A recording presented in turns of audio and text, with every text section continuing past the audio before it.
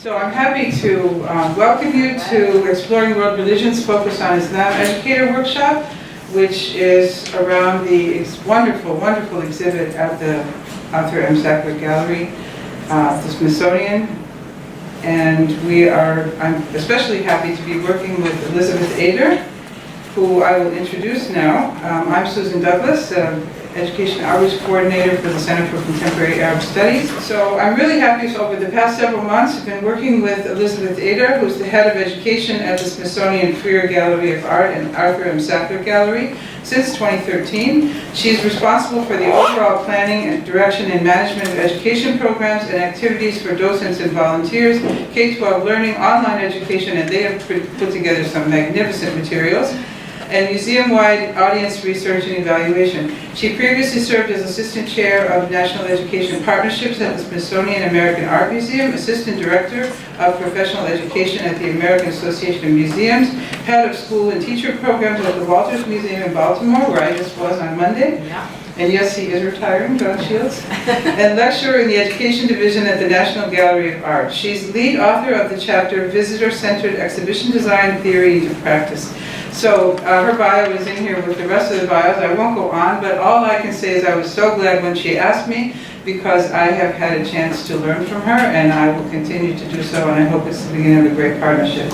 Elizabeth? Great, thank you. I decided to do the workshop today in essentially two parts that we hope will be integrated into your classrooms in the way that most works for you.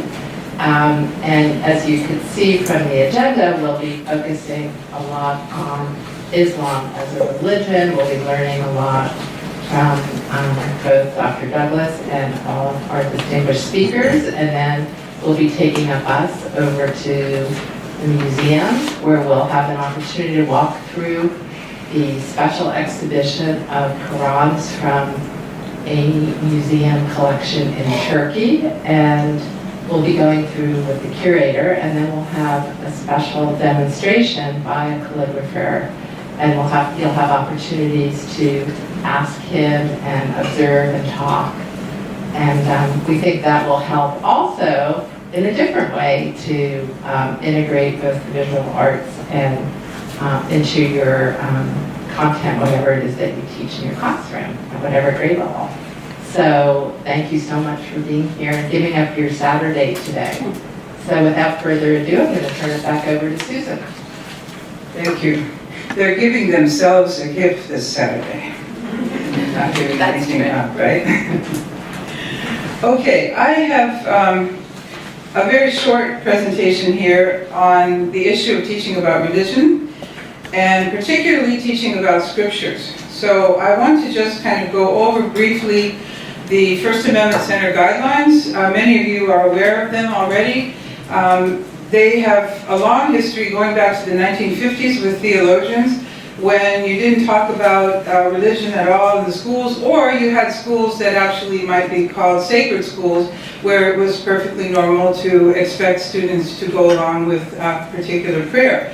There used to be, in fact, Bible wars in the 19th century about which version of the Bible would be used in schools.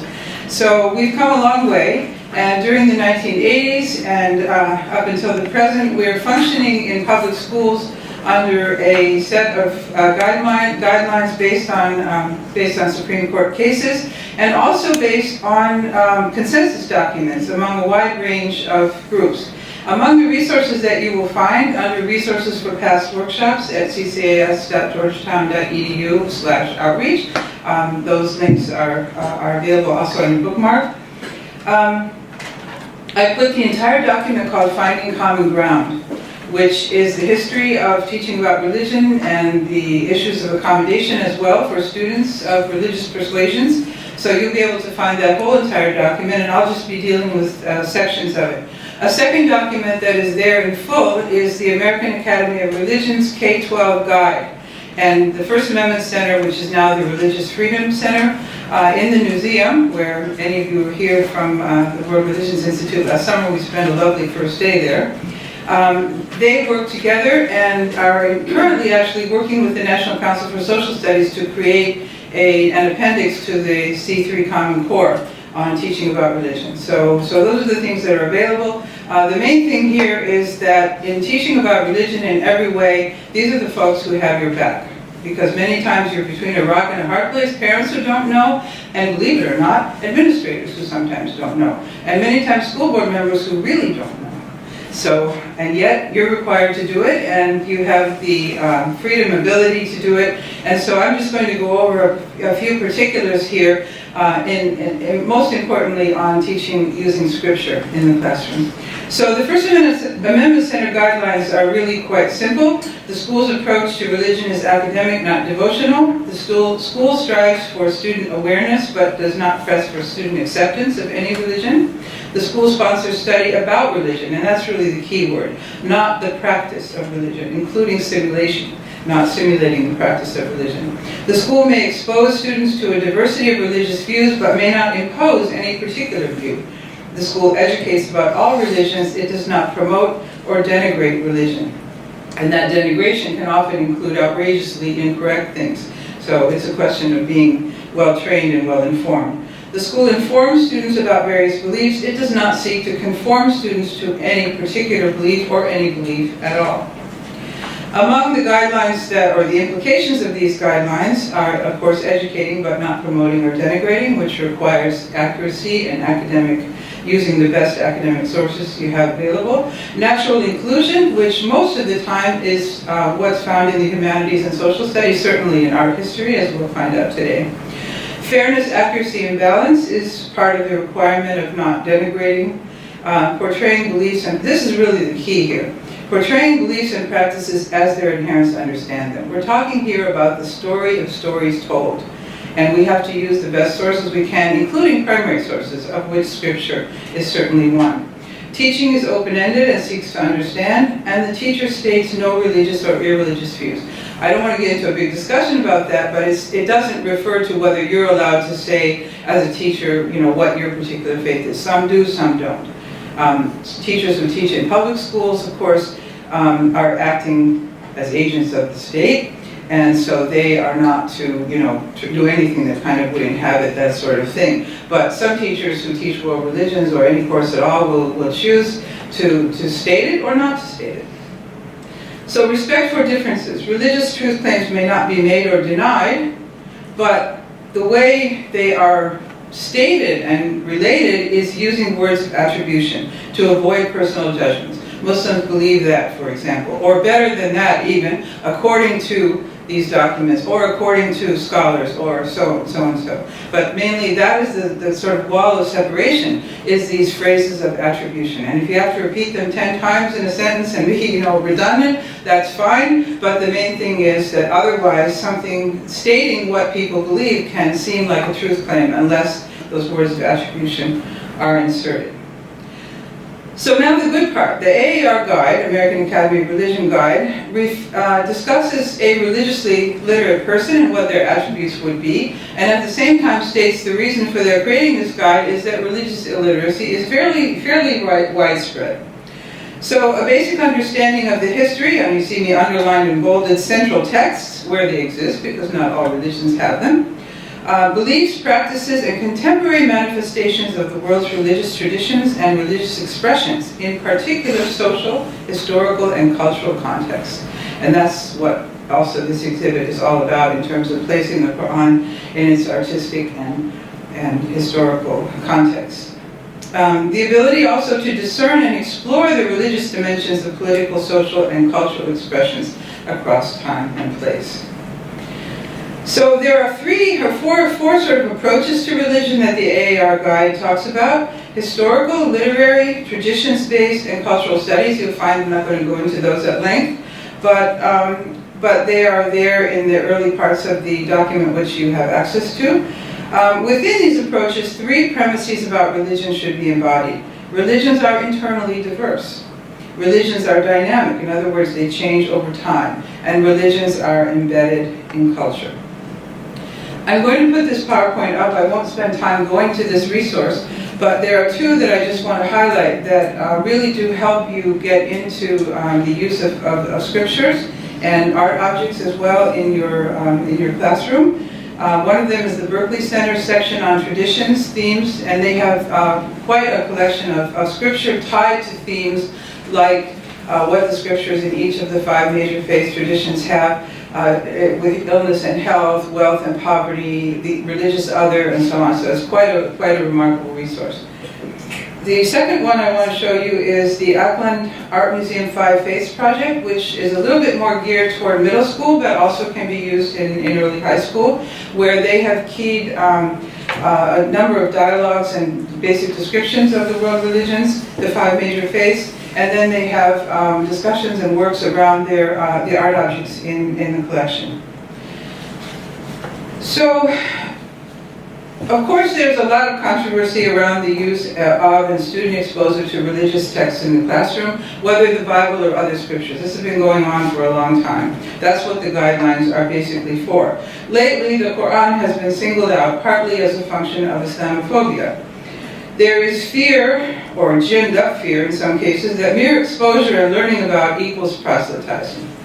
Before that, there were U.S. conflicts over which Bible, as I mentioned. But the courts have invalidated both the sacred school, where students are exposed to, as sort of captive audience, exposed to prayer in school, or a particular prayer in school, in contrast to the idea that students, however, can request to have prayer groups and prayer sessions and rooms, but it has to be students only. Teachers cannot spearhead this, parents cannot spearhead this, principals cannot spearhead this, but students may request it, and they are allowed to have these accommodations, and that they should be equally applied to all the religions that are represented there.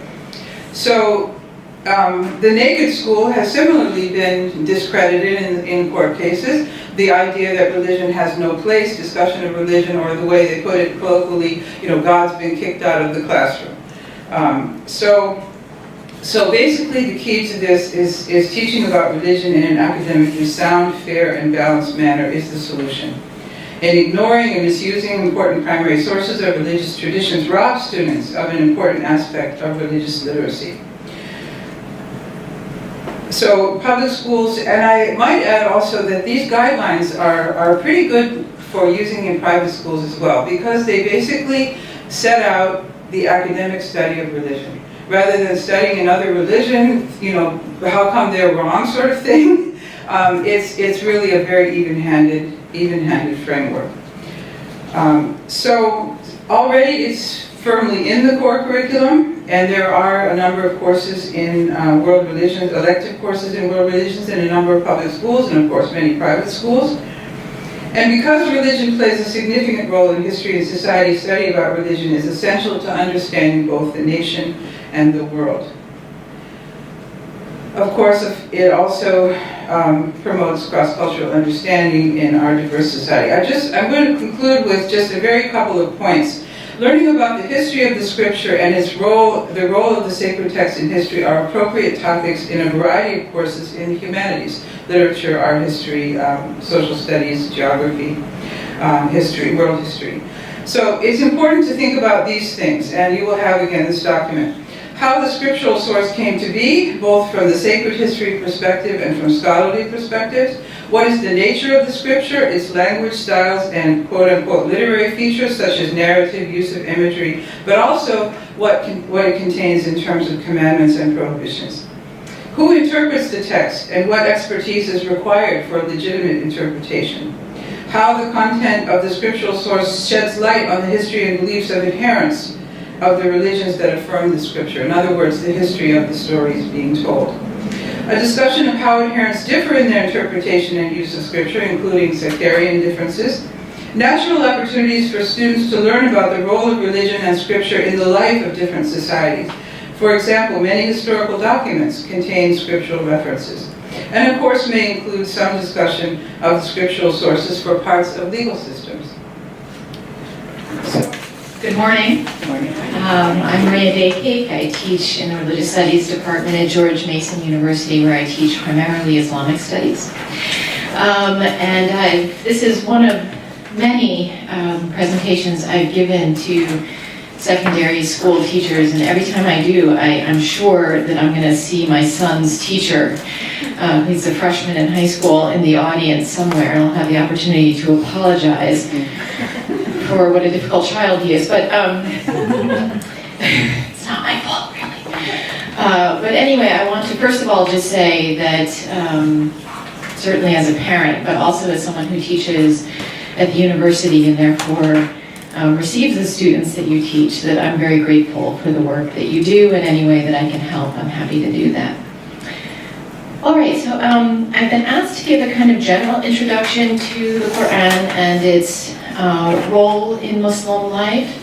And so what I've tried to do here is, I'm going to give just a tiny bit, a very quick bit of historical background, and then try to address some of the issues I know people or questions people have about the Qur'an itself. Okay, so I guess if I hit, that works. Okay. I'm sure as teachers you all know that Islam emerges in the 7th century Near East. And it emerges with the Qur'an, right? The emergence of the Qur'an, or Islam as a religion, begins from the Muslim point of view with the revelation of the Qur'an to the Prophet Muhammad in what's usually estimated to be about the year 610. All right, in terms of the context, this is a map roughly of the 7th century Near East.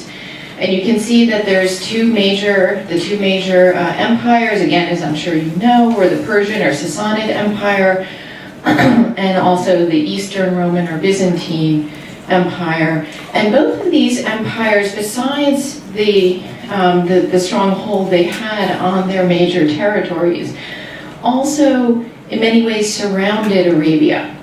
So the influence of Byzantine Christianity stretched down the east coast of Africa, which is of course very close to southern Arabia. And then the same thing, the Persian Empire, although the official state religion was Zoroastrianism, had a very large number, maybe even a majority of Christians living in the empire. Again, very close to this tip right here in the southern part of the Arabian Peninsula. So Arabia was surrounded on all sides in many ways by these empires.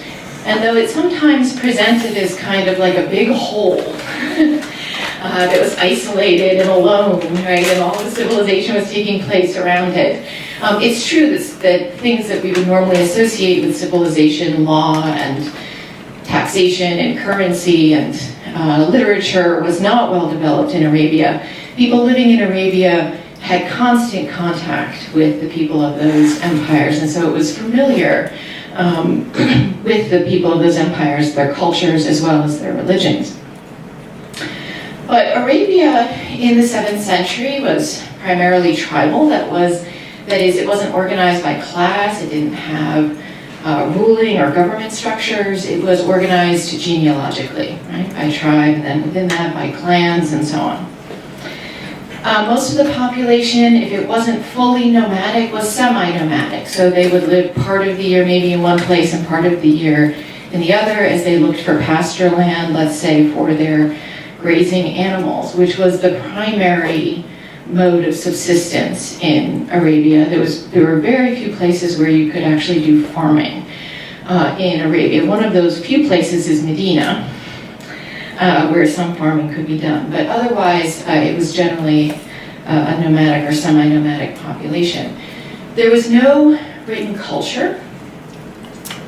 There was, at the time of the emergence of Islam, there already had been for maybe a century or two some rudimentary forms of Arabic writing. And we have rocks and stones and inscriptions that point to pre-Islamic Arabic writing that bears clear relation to the Arabic that we know today, but was not standardized across the peninsula. It was, as I said, very rudimentary. So it was predominantly an oral culture, and cultural information, whether it would be family genealogies or histories or other kinds of things, would have been transmitted orally and often in poetic form, because of course poetry makes it easier to memorize and repeat and hand things down. So poetry was certainly the most important cultural medium, and it had already been taken to a quite high level from that point of view before the coming of Islam. And as I said, a lot of contact with these other empires. They knew about books and about writing and about other forms of cultural transmission, but they did not have the resources or the ability within Arabia to produce those themselves. All right, so the religious and cultural context, as I said, the major empires were predominantly Christian. So that would have been the one major religion that Arabs, even in the pre-Islamic period, would have encountered. There were also not only Christians in the empires, there were Christian tribes in Arabia, many of them located either in the south or the north, where they were in direct contact with the Byzantine Empire or parts of the Sasanian Empire.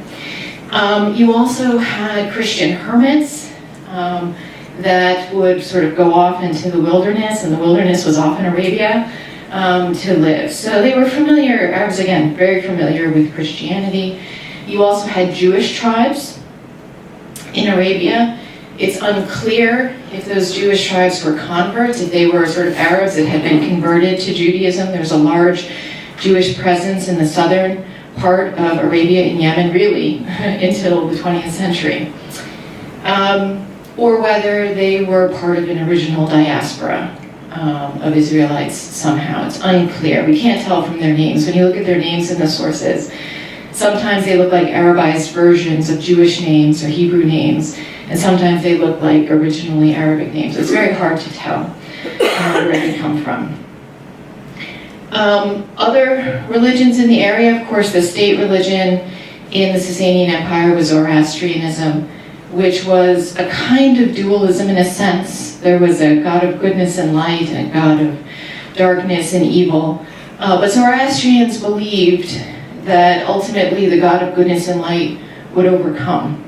And so Muslims eventually, when they got into Iran, into what was the Sasanian Empire very early in their history, determined that Zoroastrianism could be a protected religion because it was ultimately monotheistic. There's also elements of Manichaeism, which was a more rigidly dualist tradition in parts of Iraq and Iran, but that was not tolerated.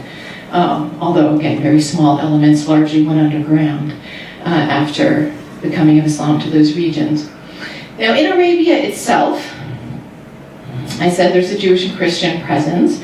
Most of the population of Arabia, from what we know, which is relatively little, seems to have been pagan and polytheistic in one way or another. But they did have a knowledge of a kind of overarching creator God that they called Allah. So Allah is not a name for God that originates with Islam. It's already there in Arabia, certainly in the central parts of Arabia where Muhammad lives, prior to the coming of Islam. So Muhammad's father is Abdullah, which is the servant of Allah. So even before the revelation of the Qur'an, this name Allah is there, but they also worshipped other deities that they considered either intermediaries perhaps, or deities that were unique to a particular tribe. It's hard to know. Again, most of the information we have about the pre-Islamic period comes from sources written by Muslims after. And so in many ways they're kind of characterizing, or you might even say caricaturing, this earlier period. So we don't know exactly what it was like, but it was clearly polytheistic. Scattered, because it was a nomadic culture scattered throughout Arabia, you had various shrines that would also serve as sort of stopping points wherever you were on the way. And again, these shrines were multi-religious, right? Not only various tribes in Arabia, but we think maybe even Jews and Christians who lived in Arabia may have stopped as well at these shrines. And of course, the one we know famously today is the Kaaba in Mecca. So Mecca was one of these shrine cities. It was very important, therefore, it was a stopping point. Every year it had an annual pilgrimage, even in pre-Islamic times. And of course, when Islam comes, the Kaaba is rededicated as a monotheistic shrine. The polytheistic elements are removed. Okay, so Muhammad is born in the city of Mecca. This is an artist's rendition of what Mecca may have looked like in Muhammad's time. You can see, I'm sorry it's blurry, but you can see just the Kaaba in the center and just houses around, very simple, right? This is a picture of the Kaaba in the early 20th century. Still relatively modest. If you've seen pictures of Mecca today, it's quite a different scene. But Muhammad is born into this context. He's born into a tribe, the primary predominant tribe in Mecca, which is the Quraysh.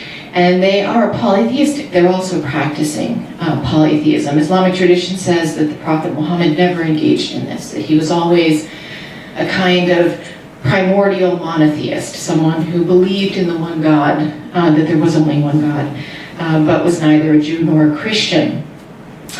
Muhammad was orphaned at an early age. His father dies before he's born, and his mother dies while he's still a young child, somewhere between the ages of 2 and 6. He's widely reported to have been illiterate, unable to read or write. And so in many ways was not the kind of person in Arabia who one would expect to become a great leader. And in Arabia, if you wanted to become a great leader, you needed to have a powerful father, you needed to have lots of brothers, right? It was a very male-centered culture. And Muhammad had no brothers, he had no father. He was orphaned, he was illiterate. And really, until the age of 40, he lives a fairly normal life. Nothing terribly extraordinary. He's seems to have been whatever would have been middle class in Mecca. He's a merchant, he's married, he has a nice married life, a few children. Nothing that would have pointed him out as extraordinary, except the reports that he would engage in a kind of personal monotheistic practice, not engaging in the polytheistic tradition of his people.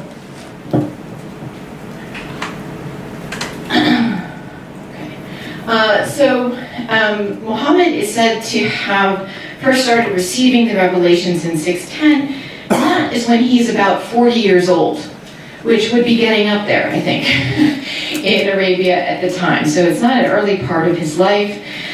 He first receives the revelation in a kind of shocking way. It's said that one of the things he did as a kind of individual monotheist is that he would regularly go out to the mountains that surround, low-lying mountains that surrounded Mecca.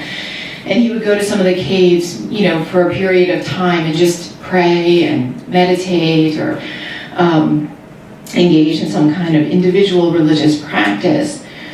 And on one of these occasions, when he was in a cave outside of Mecca, in the middle of the night, alone in the dark, it said that this being came to him. And it's not represented as a kind of beautiful, lovely, like angels come down on a silver cloud and they're singing, and it's a very sort of intense and frightening experience. So it's recounted in different ways, but generally whatever this being is, Muhammad can't see him, but he grabs him and shakes him and says to him, "Ikra," which means either read or recite, but read out loud or recite. Muhammad says, I don't know how to read, or I don't know what to read. Right? Again, this being shakes him and says, "Recite." And this happens 3 times, and then the first 5 verses of the Qur'an, which begin with this command, "Ikra," are revealed to the Prophet Muhammad. Again, giving a very general statement, not a lot of information, right? Read in the name of your Lord who created you, who taught men what they did not know. Read in the name of your Lord who is most generous. Right? So it's identifying that whatever the being is identifying this as a message from what Muhammad would have known as the creator God, as Allah, but the name is not used. And again, very sparse information in this initial revelation. It takes Muhammad some time, I won't go into the whole story, to really feel confident that the revelations he's receiving, which in the first few years are kind of few and far between, are actually coming from God and not from some other kind of inspiration or from his own imagination.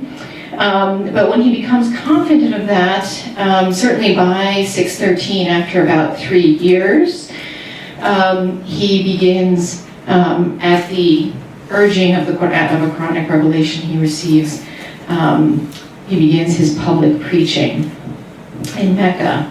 It's not that well received, especially by the leading and influential members of Mecca. And so he and those who choose to follow him face increasing persecution in Mecca. And while he's in Mecca, he's instructed not to resist in any way that persecution.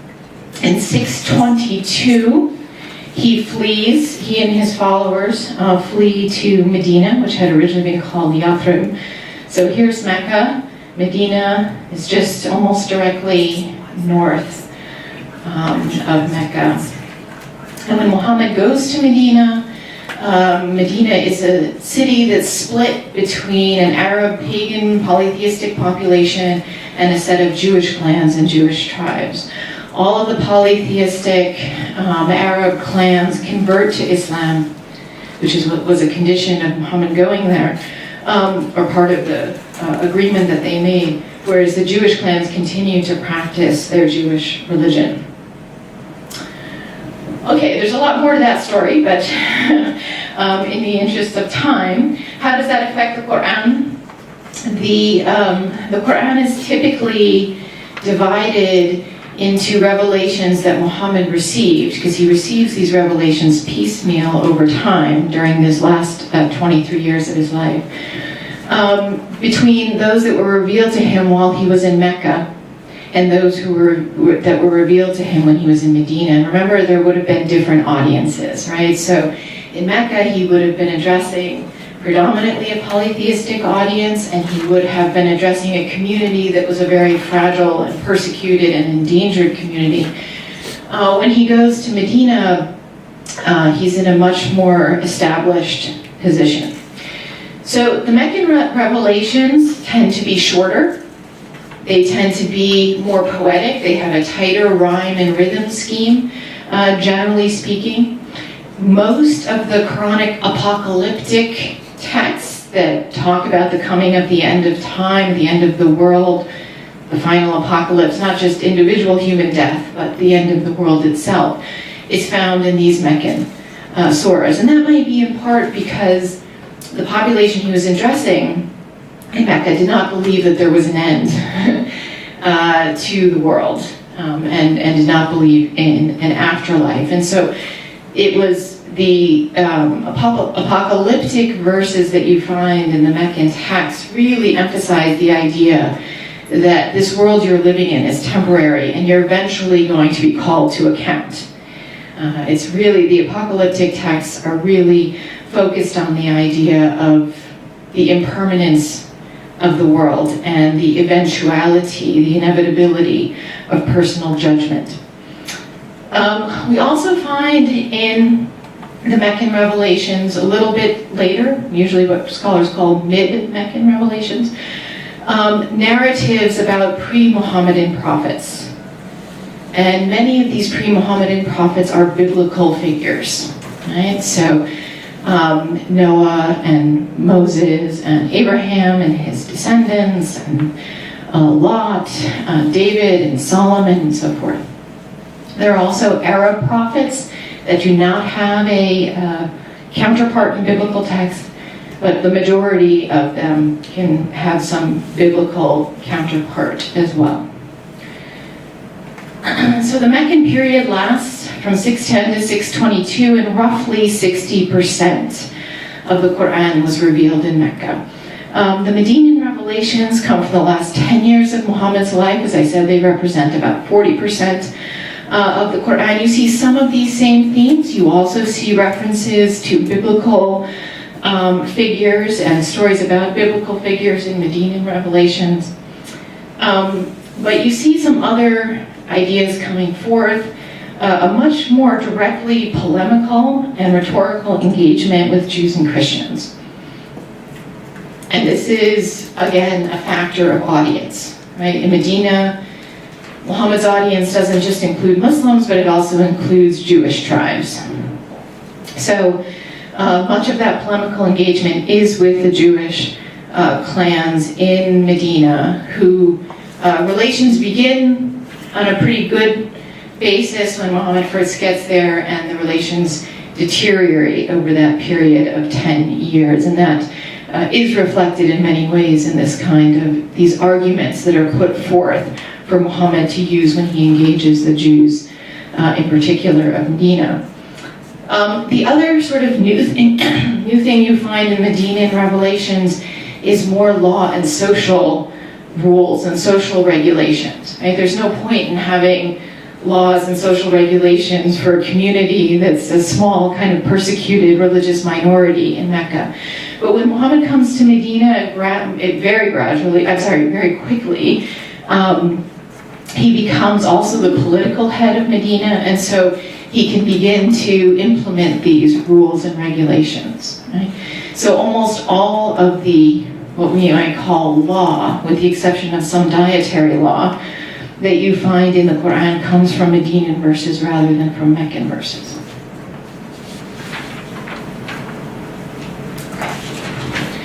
Are there any questions about the history, just really quickly before we get? How certain are we that particular parts of the Quran are from either Mecca or Medina? Is there a question? And also within an individual surah, is it possible that some parts would be from Mecca and some from Medina? Yes. So in terms of the first question, it's not completely certain.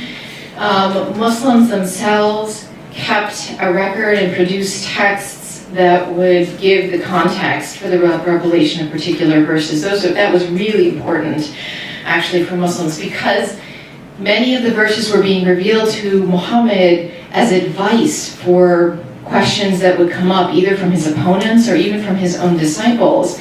In many ways, understanding what the Quranic text meant depended on knowing what the context was. It's like you have the answer to a question, but you need the question, right? You need the situation it was addressing. So because of that, Muslims did tend to, at least orally, remember those contexts quite well, and eventually they did write them down quite early in the history of Islamic writing and book culture. But also, Western scholars have gone through and done a kind of literary analysis and found that, what they have found through the literary analysis, doing kind of literary, sometimes very technical study of the structure of individual verses, the types of words that are used and so on, largely align with what Muslims say in terms of where the verses are placed temporally or chronologically. But yes, it is true that there are verses where a Medinan verse where you might have some Meccan verses, or a Meccan verse where there might be some Medinan verses. There are cases like that, yes. Often they're debated, but the sources do acknowledge that, usually Islamic sources, commentary sources on the Quran. Okay, anything else? Yes. Are they, I think you mentioned it, but are they actually grouped that way, or are they interdisciplinary? No. They're all... Well, that's my next slide. Well, it's not my next slide. It's my second to next slide. Yeah, they're not in order. So in general, the Medinan surahs tend to be longer. The individual verses within the chapters tend to be longer. And then the chapters themselves tend to be longer, but not always. The Medinan surahs are grouped, and by surah I haven't really introduced this term, but I think you know what that means, the chapters of the Quran. They tend to be found more commonly at the beginning of the Quran, and the revelations that Muhammad received earliest in his career are at the end, but not always. So it's not a perfect chronological organization, it's not a perfect organization by length, it's a bit mixed, right? Okay, other questions? All right, so what do Muslims believe about the Quran? First of all, it is, as I said, predominantly an oral revelation because it was given orally to the Prophet Muhammad through the angel Gabriel. The angel Gabriel, same angel Gabriel in the Jewish and Christian tradition, is considered the angel of revelation in Islam, and he brings the revelations orally to the Prophet Muhammad. Prophet Muhammad would memorize them and transmit them to his followers who would also memorize them. So not only the reception of the Quran, but its initial transmission was predominantly oral. At a certain point, Muhammad began, probably in the late Meccan period, to employ scribes, people who did know how to read and write, who would take down some of the revelations as they were coming to him. Okay, but of course, Muhammad, being illiterate himself, couldn't check those, right? So again, the primary means for transmitting the text was oral. The word Qur'an itself means recitation, just like the word Bible means book. The Qur'an does sometimes refer to itself as a book, but the word Qur'an itself is recitation. And so that orality still exists at every level of Islamic tradition. I'll be talking more about that in the lecture in the afternoon. Muslims believe that the Qur'an is not the only revelation that came from God, but that in fact the one God revealed or sent messengers with messages or revelations to all peoples. But the Qur'an specifically mentions only some religions, and it specifically mentions only two scriptures, three if you include the Psalms, which it sometimes also mentions as a separate scripture. But it presents itself, in fact, explicitly refers to itself as a revelation in Arabic that confirms the previous revelations. It uses this term confirm or confirmer, musaddiq, which means literally to attest to the truth of something. Okay. So it views the Torah and the Gospels as also revelations from God. At the same time, the Qur'an indicates that the Torah and the Gospels, even at the time of its own revelation, were not in their original form. So they're no longer perfect, they're no longer exactly as they were revealed, but it does refer to them as texts in which there is guidance and light. Right? So, and certainly as divinely revealed texts. The Qur'an views itself and refers to itself and suggests that it is the last and therefore the most perfect, or the revelation that is the most impervious, in fact totally impervious from an Islamic point of view, to human tampering or corruption. It's understood to be the last because Muhammad is understood to be the last prophet. He's described in the Qur'an as the seal of prophets, Khatam al-Anbiya, which means that there won't be any prophet to come and correct any problems that might arise in the text. So the text itself, therefore, is, they're kind of out of, I should have had the next one, is considered to be guarded by God himself, right? To have a kind of divine protection, to therefore be unalterable. The Qur'an, as you'll see when you go to the exhibit, is considered to have been, as sort of the really miraculous part of the Qur'an, is that its style, its beauty, its language, the rhetorical force of its statements was said to be something that no human being could imitate, either in the beauty or in the power. And there are lots of traditions about how even Muhammad's enemies, who had an appreciation, of course, for Arabic poetry, because this was a high art form in Arabia, when Muhammad would recite the verses of the Qur'an, they would put their fingers in their ear, like, it's too good, if I listen to it, it's going to affect me, right? So these kinds of stories come down to us, and certainly the Qur'an's language, you can hear it even if you don't know Arabic, is very beautiful. About 80% of it rhymes, it has a clear rhythm, and it has many elements that we would consider to be poetic. The Quranic verses are therefore considered to be Muhammad's primary miracle. So in the Qur'an, when it tells stories about earlier prophets like Jesus and Moses, it talks about the extraordinary miracles they performed. It talks about Jesus raising the dead and healing the sick, and Moses parting the sea and so on. But Muhammad doesn't have miracles like that. Muhammad's primary miracle is the Qur'an itself. And the word in Arabic for verse of the Qur'an is ayah. And ayah literally means sign. And it's used in multiple ways in the text of the Quran itself, but one of the ways it's used is to mean miracle. Right? So the very verses of the Quran are considered to be miraculous. Okay. And here's something else. I know that there's a lot of questions about this. For Muslims, only the Quran in Arabic is the Quran.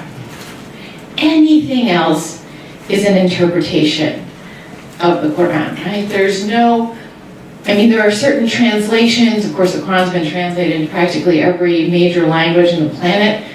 And very early on as well, there were Persian translations and so forth. But it is still an interpretation. Certain translations may gain a kind of authority or a stamp of kind of widespread approval, but no translation can be described as the Qur'an. Right? Only the Qur'an in Arabic is the Qur'an. Right? Which some people will say, does that mean you're not allowed to translate the Qur'an? Well, no. As you'll see, you can see in some of the manuscripts that are on display in the exhibit, they have sort of translations written right underneath, either in Ottoman Turkish or in Persian, right in the text of the Quran itself. But that's not the Quran. Okay? For this reason, when Muslims recite the Quran, even if they don't know Arabic, and it's only 20 to 25% of the worldwide Muslim population is a native speaker of Arabic, but all Muslims, no matter where they are, no matter what their language is, must recite the Quran in Arabic in their prayers. Right? And in any kind of liturgical function, it will be done in Arabic. Right? So even if you don't know Arabic, all really observant Muslims, pious Muslims, will have their children learn how to phonetically read the Arabic of the Quran. I always say it's the only easy thing about Arabic is that it's phonetic. Other than that, it's terribly difficult. All right. The organization of the Quran, as I said, there's the term surah is used for the individual chapters. There are 114 surahs in the Quran, and they range widely in size. So the largest one, Surah Al-Baqarah, which is the second surah of the Quran, has 286 verses. And many of those verses are quite long. They take up maybe half a page often in a traditional copy of the Quran. And the shortest have 3 verses that again are also very short. So they range widely in size. There's over 6,200 verses or ayahs in the Quran. And as I said, this word ayah has a special significance. So this isn't just the word for verse. Like if you were talking about just ordinary kind of secular Arab poetry, you wouldn't use the word ayah to mean a verse of that poem. You would use bait. There's another term for that. So ayah only means verse in the context of the Quran. As I said, I already talked about that Meccan and Medinan verses.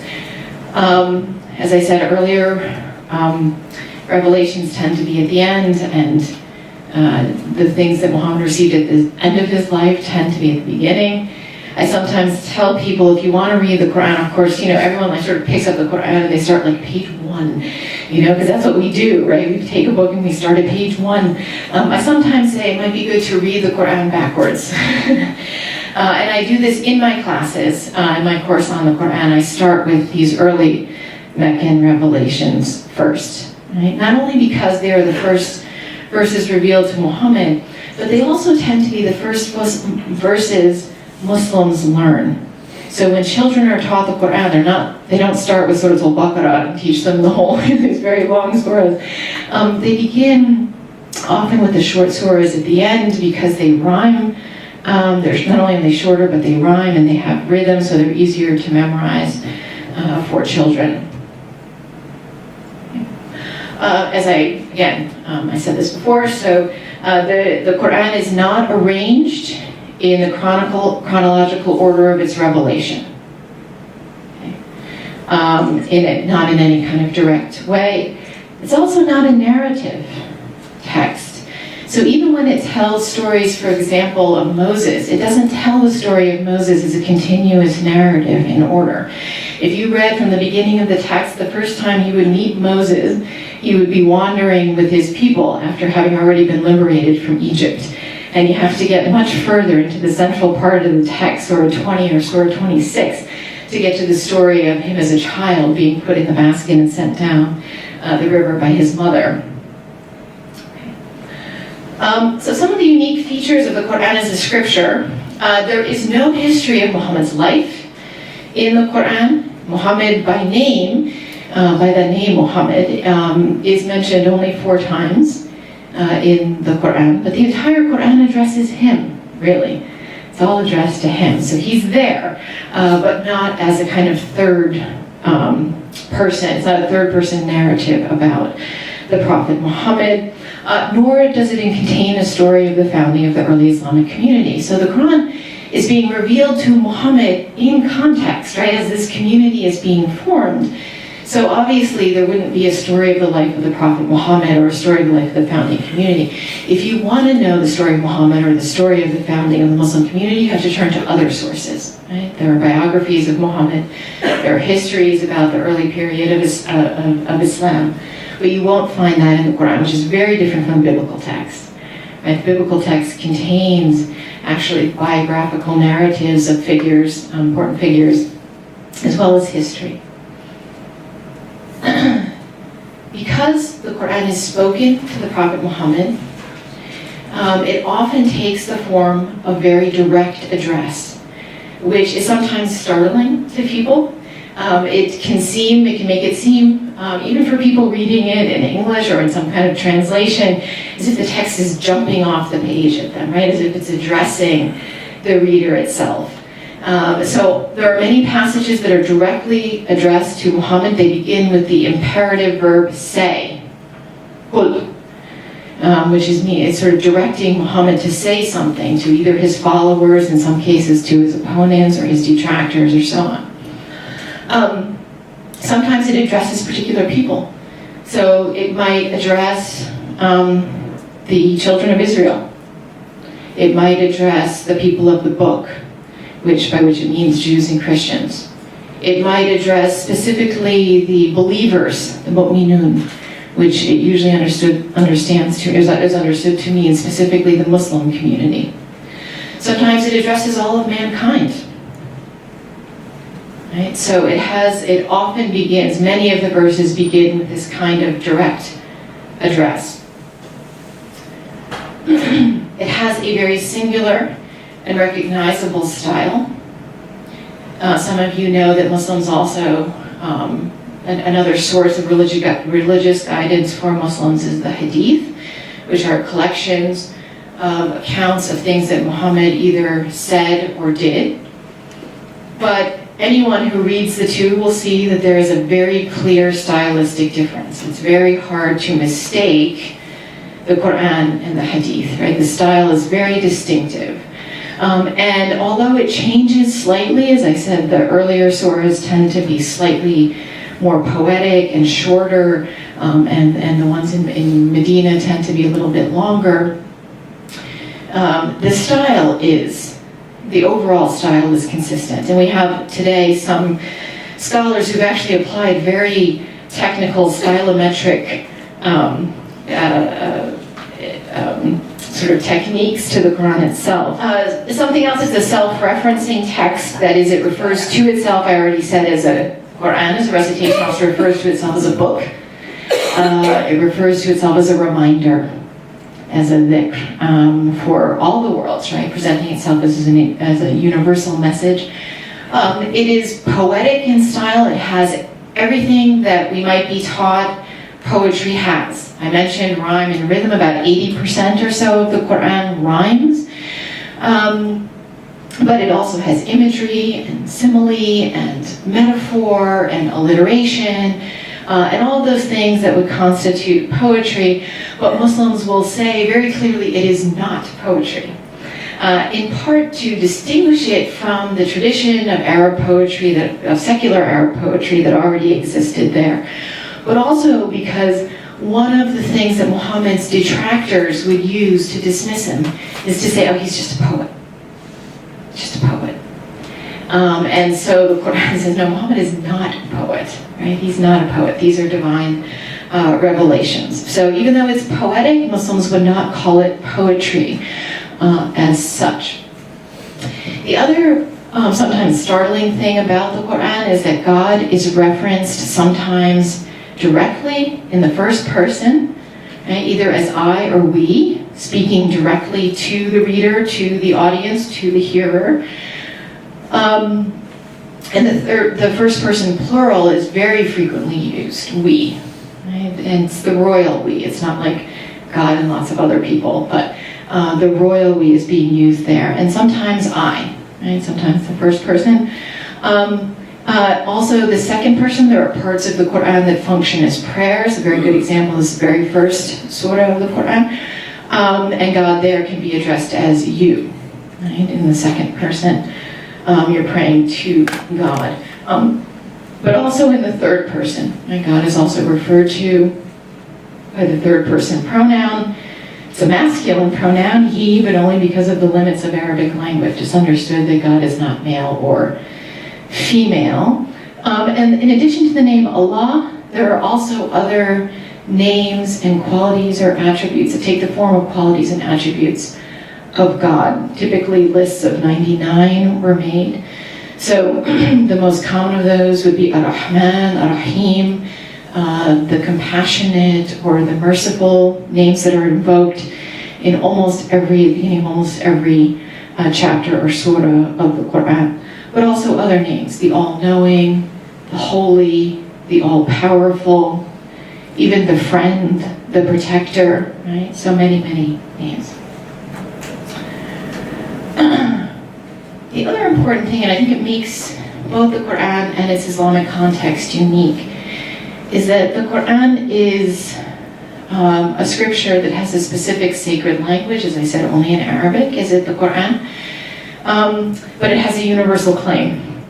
Most scriptures that have a specific sacred language, like Hebrew for the Torah, right, or Sanskrit for important Hindu texts, also conceive of themselves as religions for a specific group of people, right? Hinduism is sort of the religion for the people of India.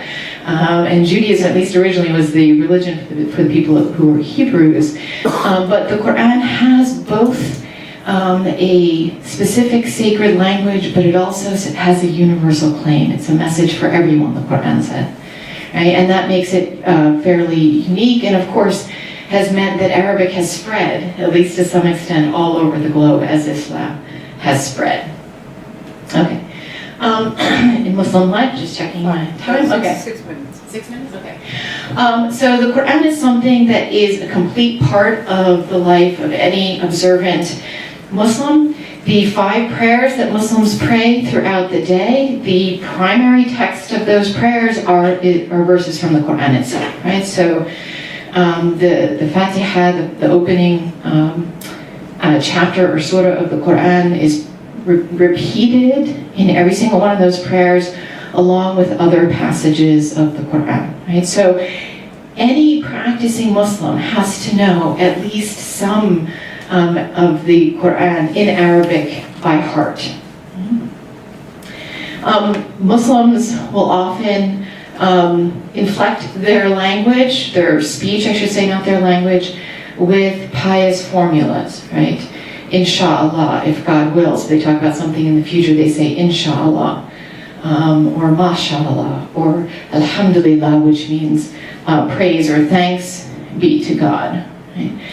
When someone dies, they say, Inna lillahi wa inna ilayhi raji'un. Verily we belong to God and to Him we return. All of these sort of formulas that are so important in Muslim life come directly from the Qur'an itself. Right? So again, the Qur'an would permeate, in that sense, orally a Muslim's life. Muslims also regularly recite the Qur'an or read the Qur'an out loud or even to themselves outside of prayer. During Ramadan especially, but not just, Muslims will often try to read through the entire Qur'an during the month of Ramadan. Memorizing the Qur'an, not just part of it, but all of it, is still something that many Muslims spend and devote years of their life to doing, both male and female. Okay, so a person who's memorized the whole Qur'an is called a hafiz, which means literally a preserver.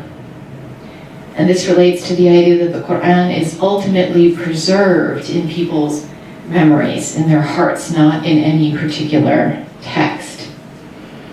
And children's is an example of children studying the Qur'an. So children would be taught certainly to read phonetically the Qur'an and also to memorize significant parts of it as children. And so this would be something that would be part of their life in every way. Very briefly, people ask me, what's in the Quran? Okay, so very briefly, what's in the Quran? It certainly talks about God. It has theological content. It tells us something about the Islamic view of God, of the divine nature, how God relates to human beings. I said it also mentions his 99 names, which are various names which are qualities of God. It talks a lot about human nature and human psychology and moral psychology. Right? It talks about the sort of flaws that human beings are always given to: forgetfulness, ingratitude, overconfidence in their own ability, hard-heartedness, and miserliness. Right? And it talks about the ways to overcome those kinds of issues. It mentions creatures other than human beings as those who have a relationship with their Creator. It talks about angels, not a surprise, I think, in general. It talks about jinn, which are considered to be sort of psychic beings that, like human beings, are subject to moral trial and also receive revelation and also can be good or bad. But it also talks about nature and other creatures, animals, but even inanimate aspects of nature, the celestial bodies or the mountains, as beings that have a relationship with their Creator. Places where they actually have a kind of brief dialogue. They're addressed by God, or they return that address. As I said, there's a great deal of sacred history, but most of it pre-Mohammedan. So stories of early prophets: Adam, Noah, Abraham, Isaac, and Ishmael. Both Isaac and Ishmael are considered prophets in Islam. David and Solomon, Job, Jonah, Moses, and Aaron. And if you look at these names, not only will you recognize them from the biblical text, but you would also note that all of these figures are considered prophets by Muslims, but they're not all considered prophets by Jews and Christians. So Adam's not usually referred to as a prophet. Even Abraham as a forefather, 2-minute warning, is typically, the term prophet is not usually assigned to him. Moses, surely, but not Aaron, not Job, not Jonah. So prophecy is a much bigger category in Islam than it is in the Jewish or Christian tradition. Of course, it also mentions Jesus, who Christians don't consider a prophet either, but it mentions Jesus, it mentions Mary, John the Baptist, and his father Zechariah are also mentioned from the New Testament section of the Bible, as well as some Arab prophets.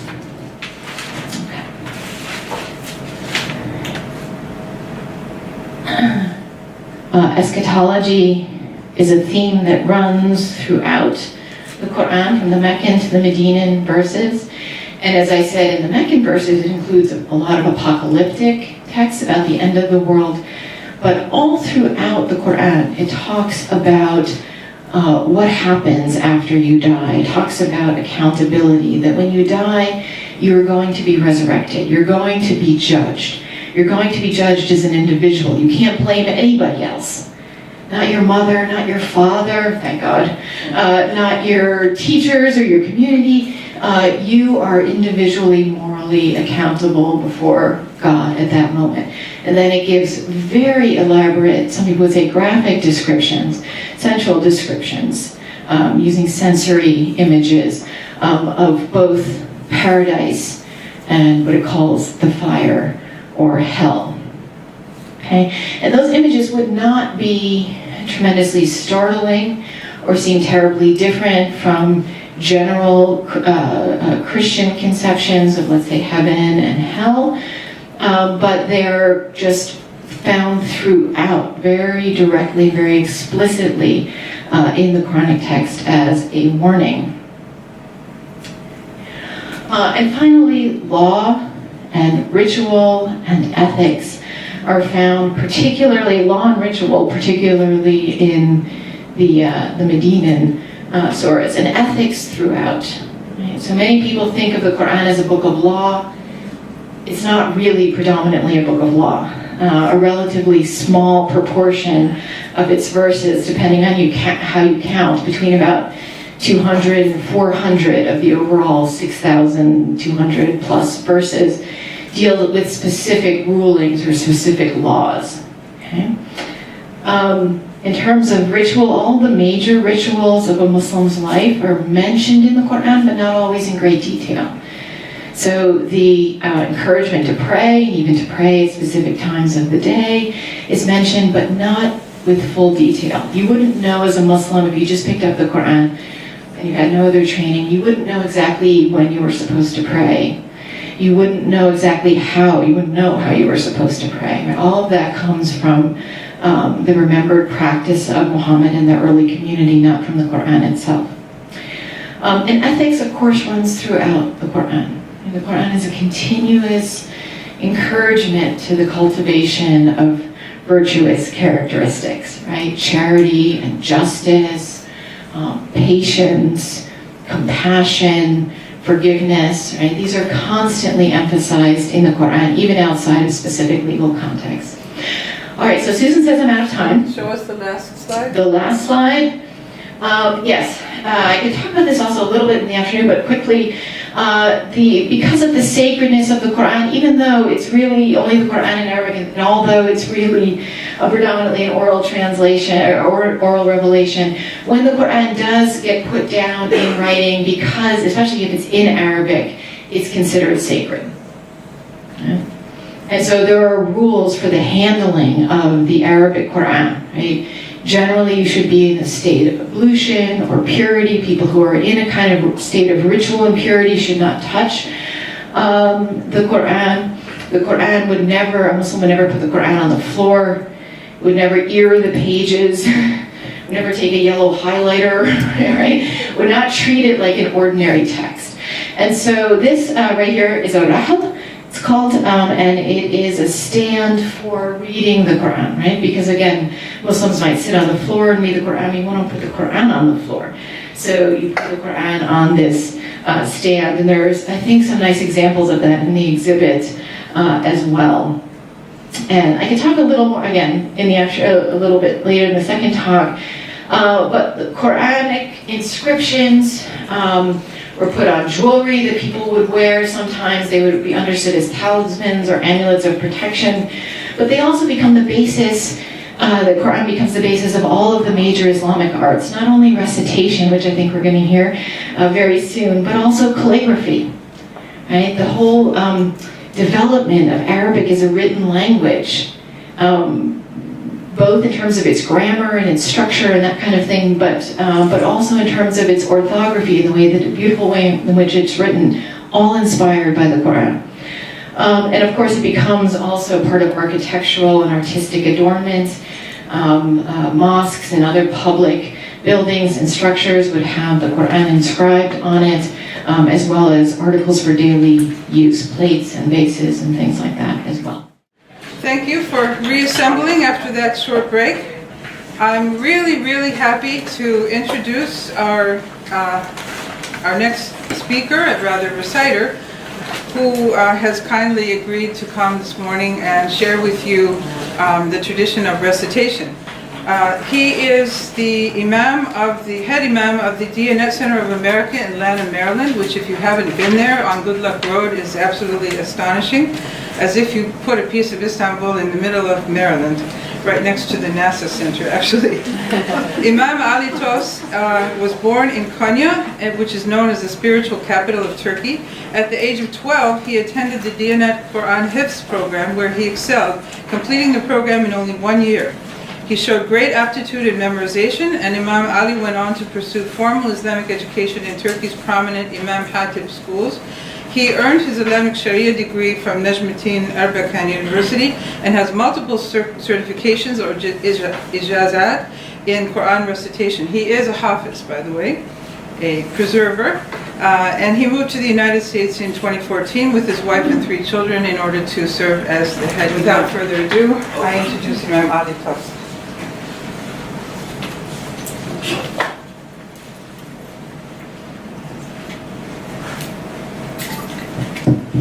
Assalamu alaikum wa rahmatullahi wa barakatuh. Peace be upon you. Good morning. I would like to start with recitation of the Fatiha. Then I will continue to give some information about Qari, about Hafiz, about some maqams, some tones for recitation Qur'an.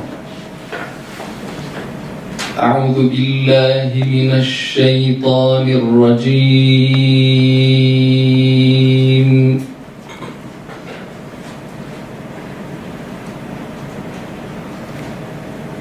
بسم الله الرحمن الرحيم.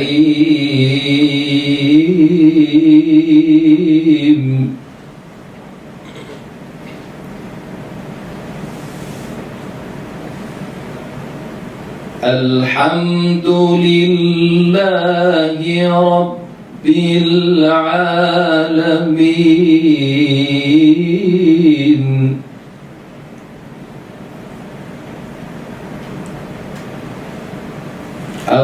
الرحمن الرحيم.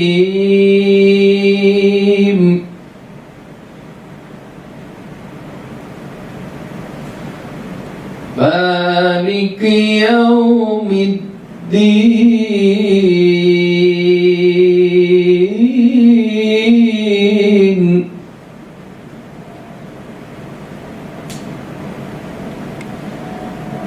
إياك نعبد وإياك نستعين.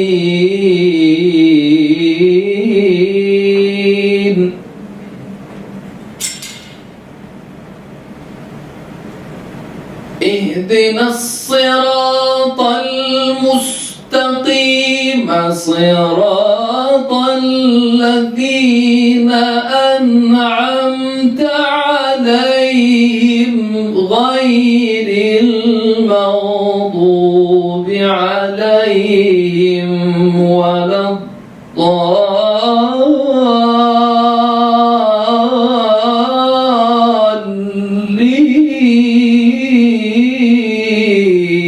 الضالين. صدق الله العظيم.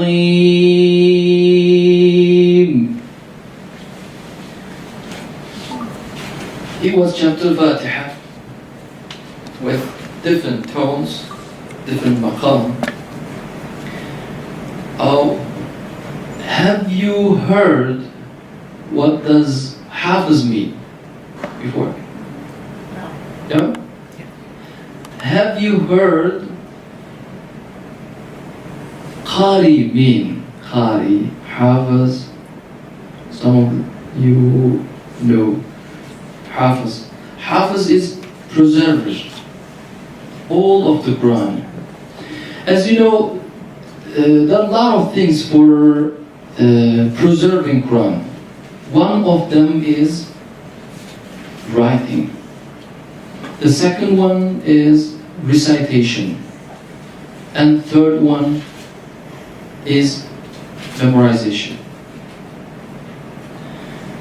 I memorized whole Quran from the beginning to the end. 600 pages when I was a child. When I was 12 years old. My father and my mother sent me to Hifz program because there are a lot of narrations about memorization Quran. One of them is the best of among you are those who learn Quran and teach it.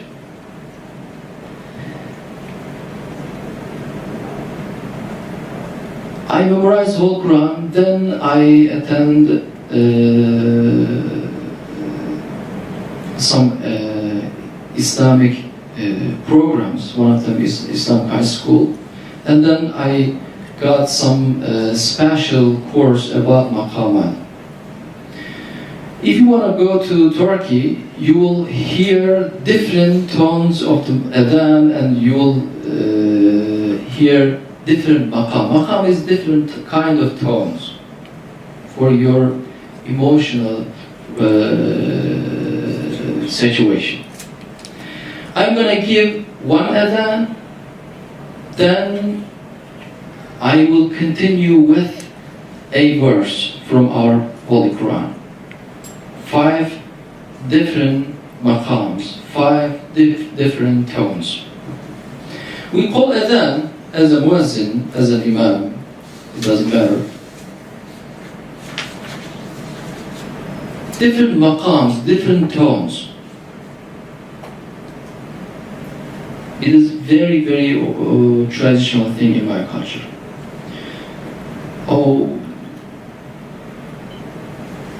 What do you feel when do you get up in the morning? What do you feel? You don't want to go out from your bed, right? You want to sleep more, especially children. Because of many, many reasons, we use maqam salah for fajr prayer, morning prayer.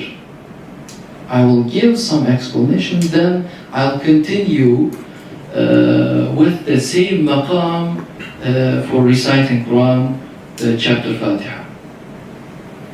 Maqam salah, for not disturbing people who are sleeping. We don't want to disturb them because it is very soft maqam. Sometimes if some muaddin call it adhan or some qari performs very well, I think you can cry. Believe me. I'm gonna try.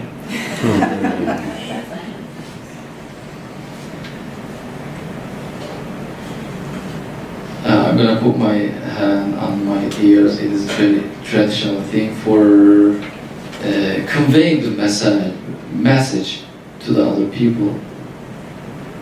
We are using right now the microphone. I think we don't need to put our hand on our ears, but it is traditional thing. Because of that, I'm gonna put my hand on my ears. Allahu Akbar, Allahu Akbar.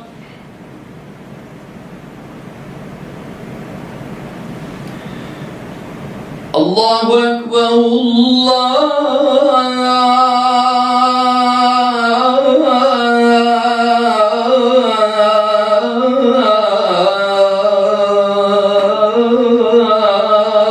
Akbar.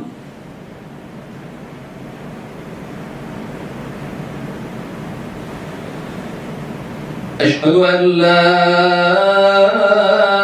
إله إلا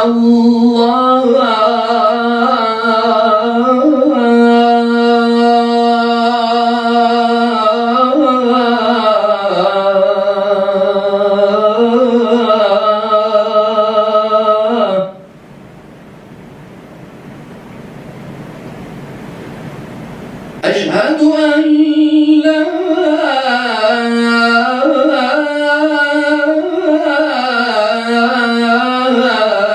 إله إلا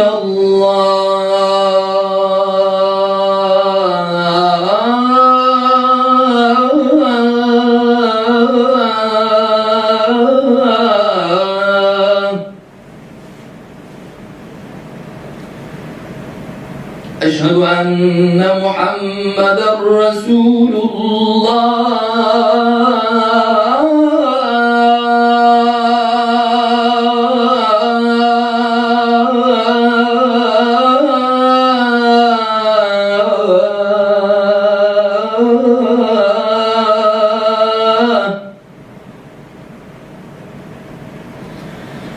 أشهد أن محمد رسول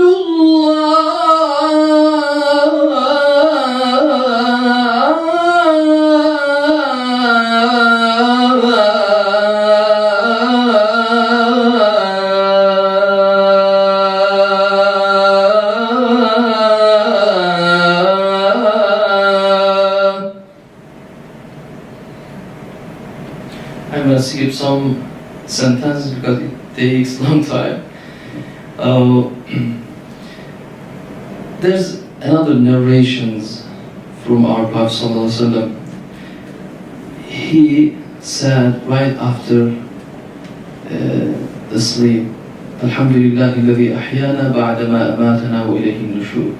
He believed the sleeping is some kind of death. Whenever he get up from his sleeping, he said, all praises due to Allah. He, the God, gave me the life again. I have a lot of opportunity for doing good deeds in my life. Every morning he makes this dua, because we use this maqam in the morning for understanding, for reminding sleeping is some kind of death. And then there's another addition in Fajr time, as-salatu khayrun min an-nawm, the prayer better than sleeping. And then we finish La ilaha illallah. I'm going to continue with the recitation Qur'an with Sabah Maqam Sabah. It was adhan. Right now I will recite some verses from our Holy Qur'an. Bismillahir Rahmanir Rahim.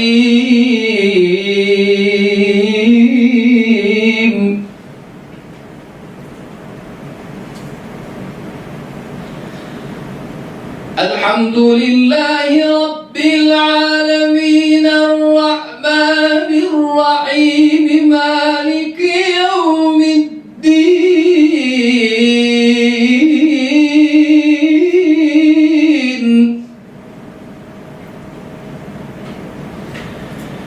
Iyyaka na'budu wa iyyaka nasta'in. Ihdinas siratal mustaqim, siratal ladzina an'amta 'alayhim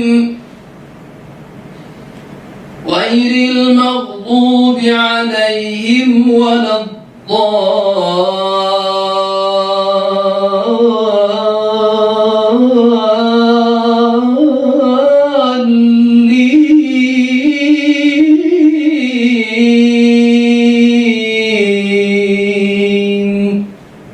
Okay, this was Maqam Sabah. We perform Maqam Sabah after some ceremony for the death. If we lost somebody, we recite after him some verses. We perform this maqam right after that, and for morning prayer. And the second maqam that I'm going to perform right now, maqam Ushaq. Ushaq is the lovers. When we go to our work and for working very hard, as you know, there are 5 prayers in our religion. One of them is morning and the midday prayer. Maybe you can forget to go to mosque or to pray your prayer, but Maqam Ushaq reminds you. Maqam Ushaq takes you from your work to pray. to gathering with the God for making dua. If you hear maqam Arsha, it is very it has very actions, and then Muslims who lives in my country, it is maqam Arsha, because it is the midday time, it is prayer, local prayer. I'm going to give some explanation from maqam Arsha. Is some kind of different maqam salat.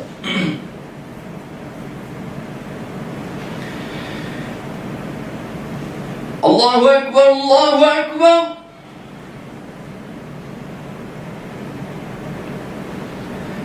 Allahu Akbar, Allahu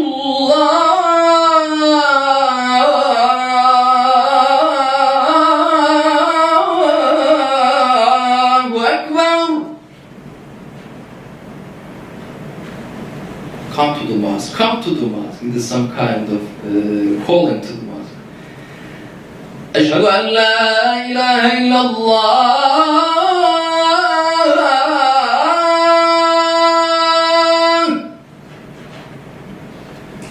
أشهد أن لا إله إلا الله.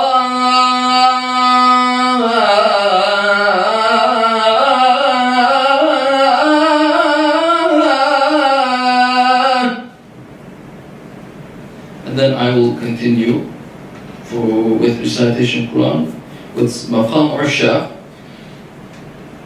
with the same verses, chapter Fatiha. Alhamdulillahi Rabbil Alameen Ar-Rahmanir Rahim Maliki Yawmiddin Iyyaka na'budu wa iyyaka nasta'in.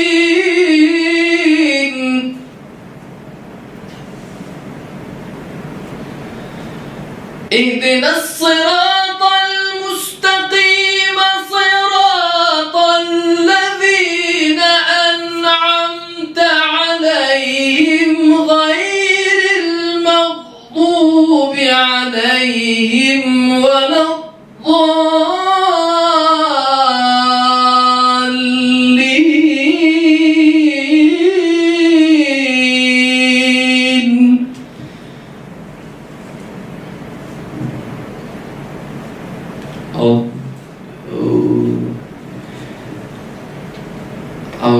Okay, did you understand different tones, different maqam, different scale?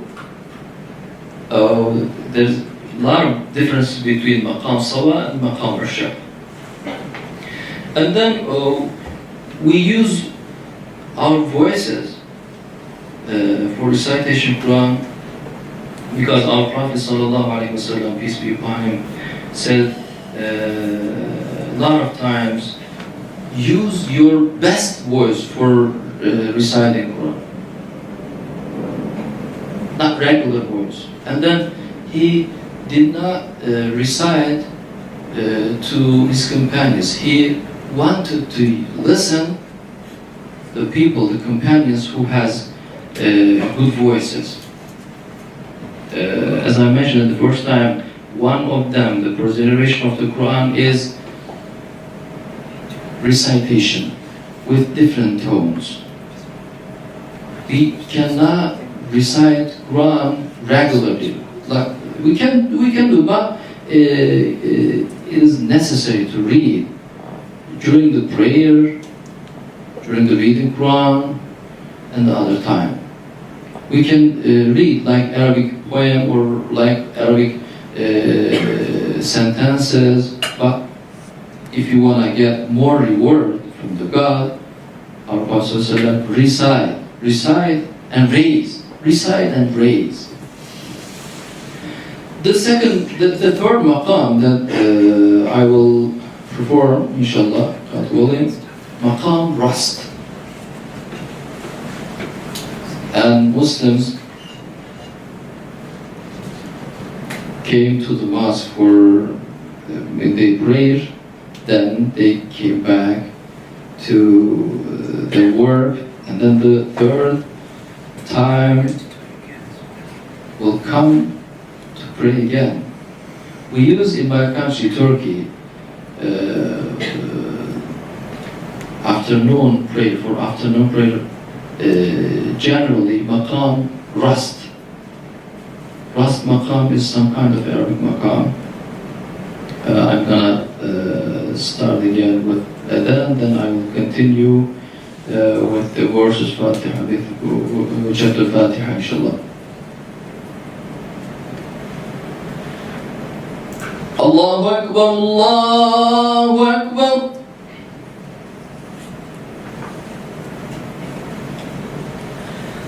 Allahu Akbar, Allahu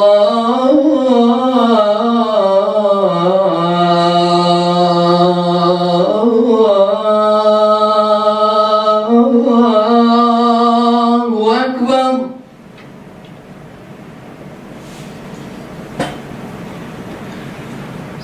أشهد أن لا إله إلا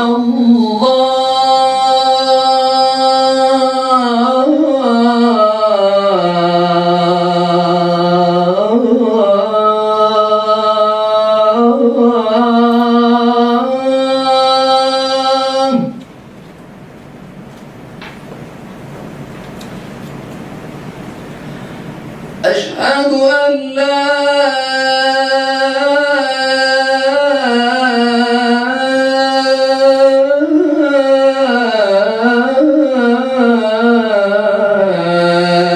إله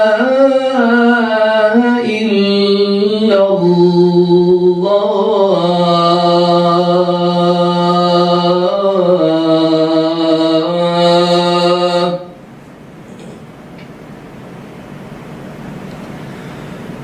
أشهد أن محمدًا رسول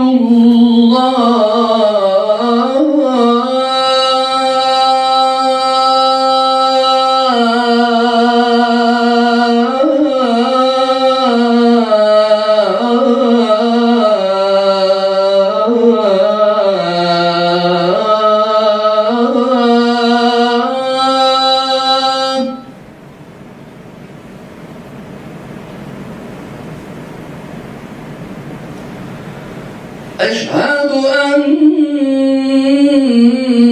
محمدًا رسول الله.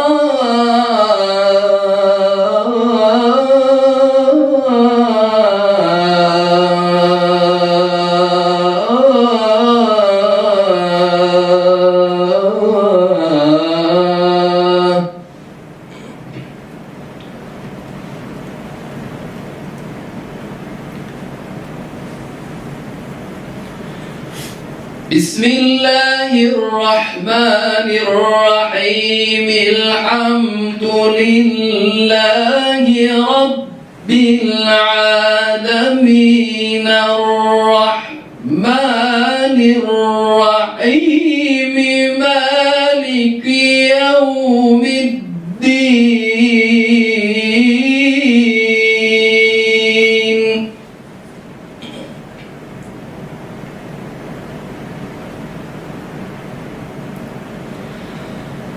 إياك نعبد وإياك نستعين اهدنا الصراط المستقيم صراط الذين أنعمت عليهم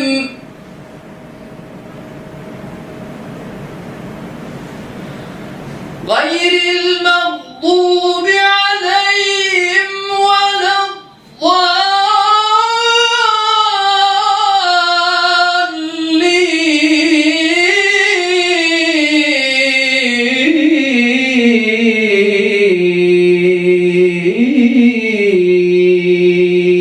الضالين. It was مقام رست. And بمقام سيجا. There are a lot of maqams in the music, but we don't use all of them for calling to prayer, for reciting, for the recitation of the Quran. Myself, I can say myself, I use 7 different maqams for calling adhan. Kurdili Hijazkar, Kurdili, and the other, a lot of maqams. I'm going to perform maqam siga right now. We call adhan for maqam, for salat al-maghrib, all the time with maqam, with tone of siga. Because another hadith in our Prophet's life, he said, the resurrection day will come between Maghrib prayer and Isha prayer. And Maghrib, the time is very short between Maghrib and Isha prayer. It is some kind of fast. Some kind of fast maqam. Allahu Akbar, Allahu Akbar. Allahu Akbar, Allahu Akbar. Ashhadu an la ilaha illa Allah. Ashhadu an la ilaha illa Allah. Ashhadu anna Muhammadan Rasulullah. Ashhadu anna Muhammadan Rasulullah. Hayya ala salah. Hayya ala salah. Hayya ala al-falah. Hayya ala al-falah. Allahu Akbar, Allahu Akbar. La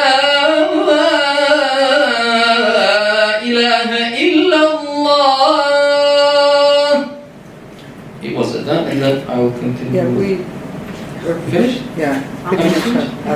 I did not finish. Okay, just reciting Surah Nur, and then finish. Right? Or perhaps only in one style, or In one style, Yeah. but it's up to you. yeah, we really need to. Okay. Yeah. Okay. Okay, thank you. Thank you.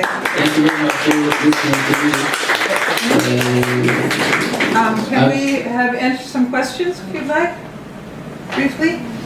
How long, with the 5 services a day, approximately how long services last? If we add all of them, I think Well, like each service, typically, are they different 2 lengths? hours. I think 2 hours. So For example- each service is 10, 15 minutes, or? I'm gonna give some details, information. Actually, the Fajr prayer, 2 rak'ahs.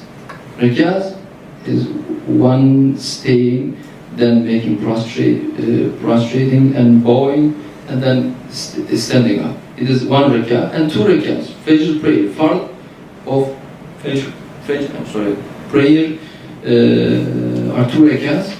And our Prophet ﷺ always prayed before fard 2 prayers. 2 prayers.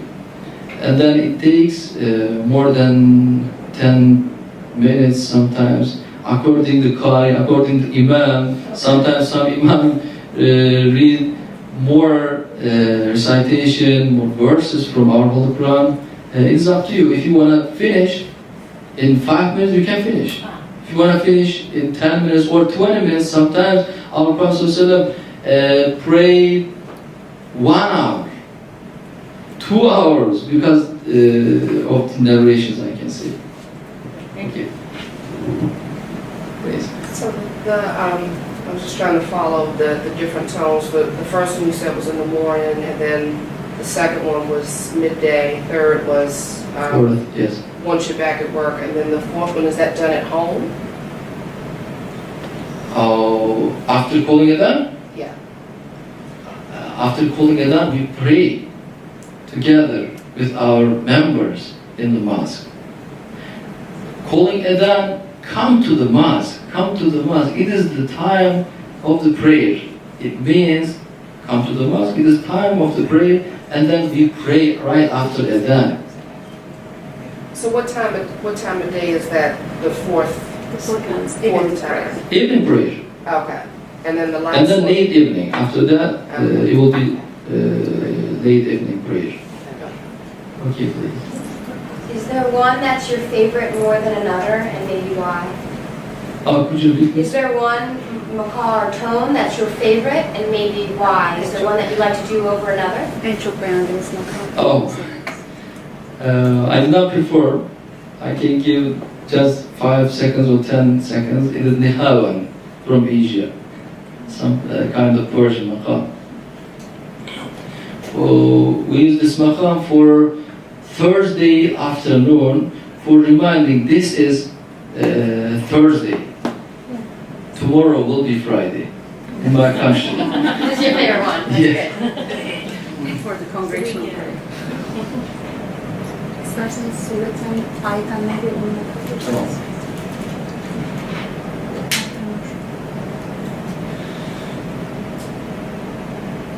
Allahu Akbar,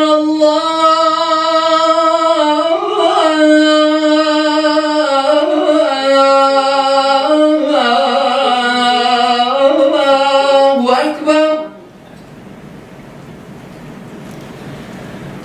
Ashhadu an la ilaha illallah.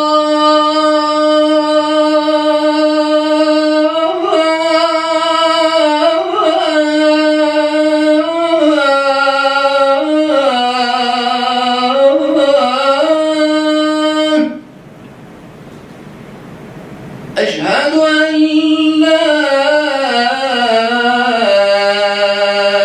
إله إلا الله.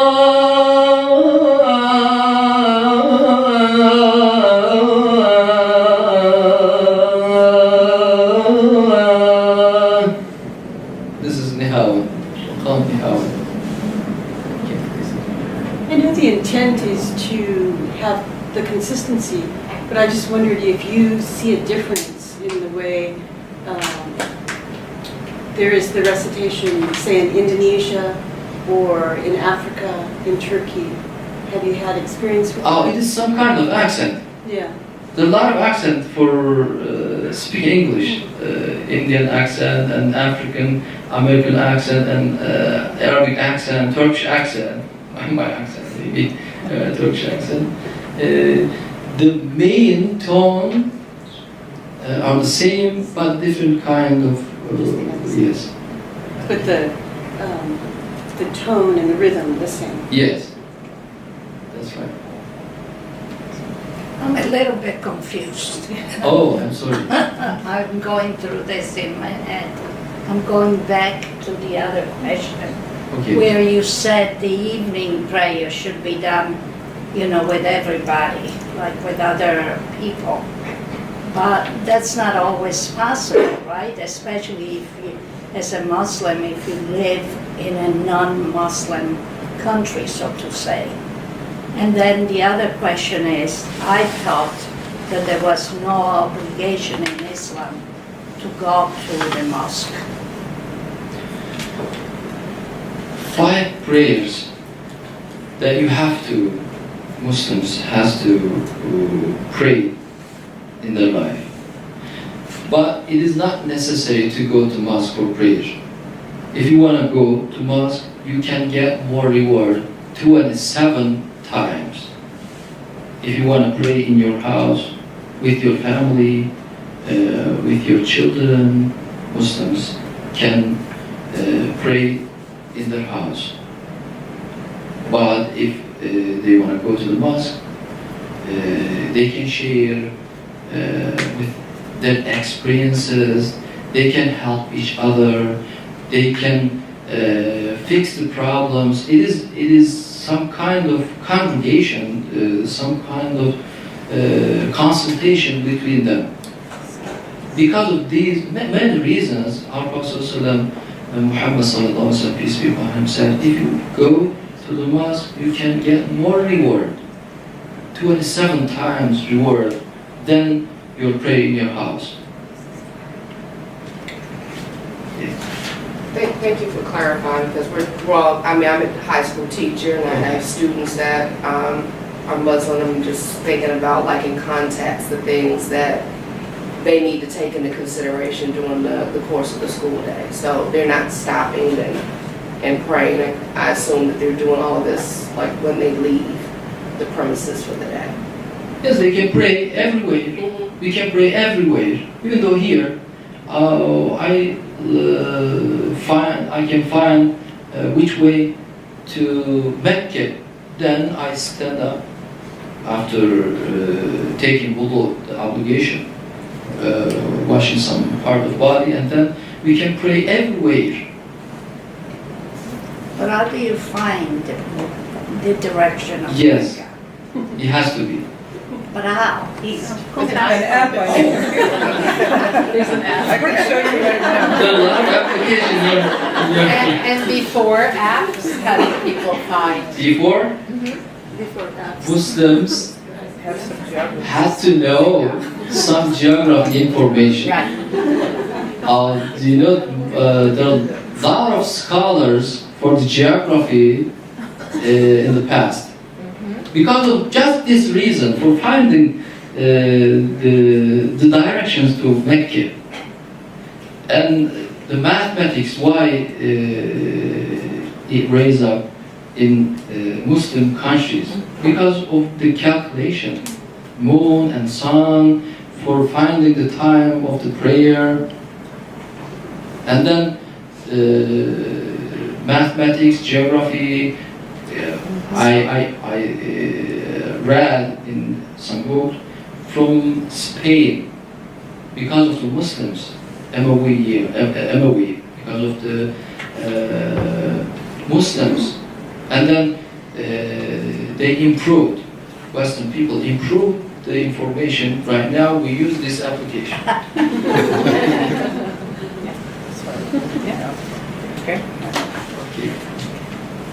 I just wondered, traditionally the call to prayer, like, would that be kind of like, to like an area, and then there would be like a call, and then people would come, or like people were already expected to be there, and it's sort of a, just sort of a general invitation that begins the prayer, or? At the first time, our Prophet ﷺ said to Bilal was first mu'adhin in history of Islam. Calling adhan, some kind of invitation to mosque for prayer.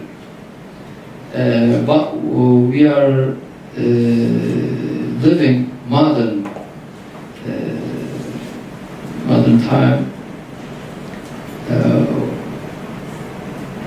Bilal raised up some hill for calling adhan, and then after that Muslims improved his hill, some kind of minaret, some kind of building, different kind of building, and then they improved, like Hagia Sophia, like Blue Mosque, like our mosque, like the other mosque. But it comes from the minaret 5 times a day. And No, with the microphone. Before, Right now. right now? Traditionally, it's Yes. Right. supposed to be in the. Yes. Like the one right by the zoo, it would blast out 5 times a day. Yes. Except we're not allowed to Yes, hear. but we don't call adhan in our mosque because we don't have a permission for calling adhan outside. Oh. We just call adhan inside in our courtyard. But if you want to come to our cultural center, Diana Center, you can listen adhan in our courtyard and in the mosque, inside the mosque. And maybe in parts of Dearborn, Michigan, there's permission Gotcha. in some of the neighborhoods, I believe, but I'm not, I think that's about If the you only go to place Israel, you can hear in it the country. a lot.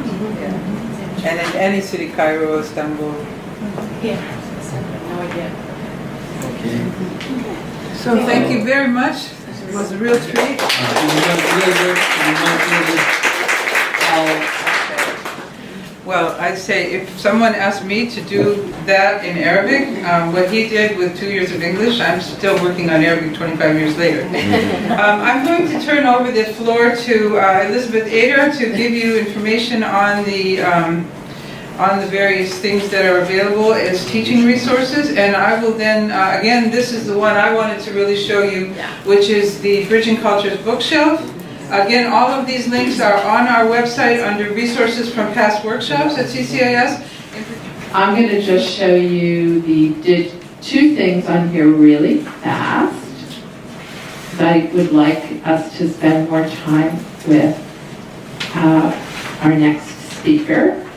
And so on this page, which is the exhibition page for the Art of the Qur'ans, treasures from the Museum of Turkish and Islamic Arts, which is located in Istanbul.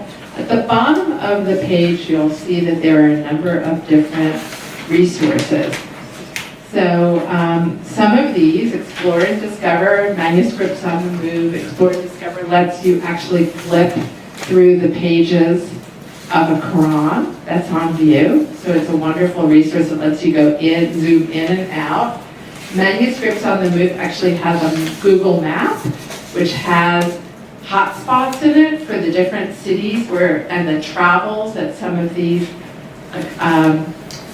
Qurans that are in the exhibition. So it's basically like a mini history. It's like a bibliography, if you will, of a specific book, because the books that the Qurans that you'll be seeing in this exhibition all are very well documented from the beginning of when they were first created to how they got to the museum. And it's really a wonderful way of teaching about specific pieces.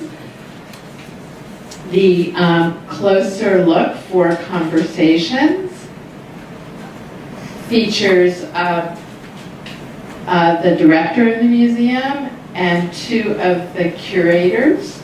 And Simon Reddick, one of the co-curators, is going to be teaching with us.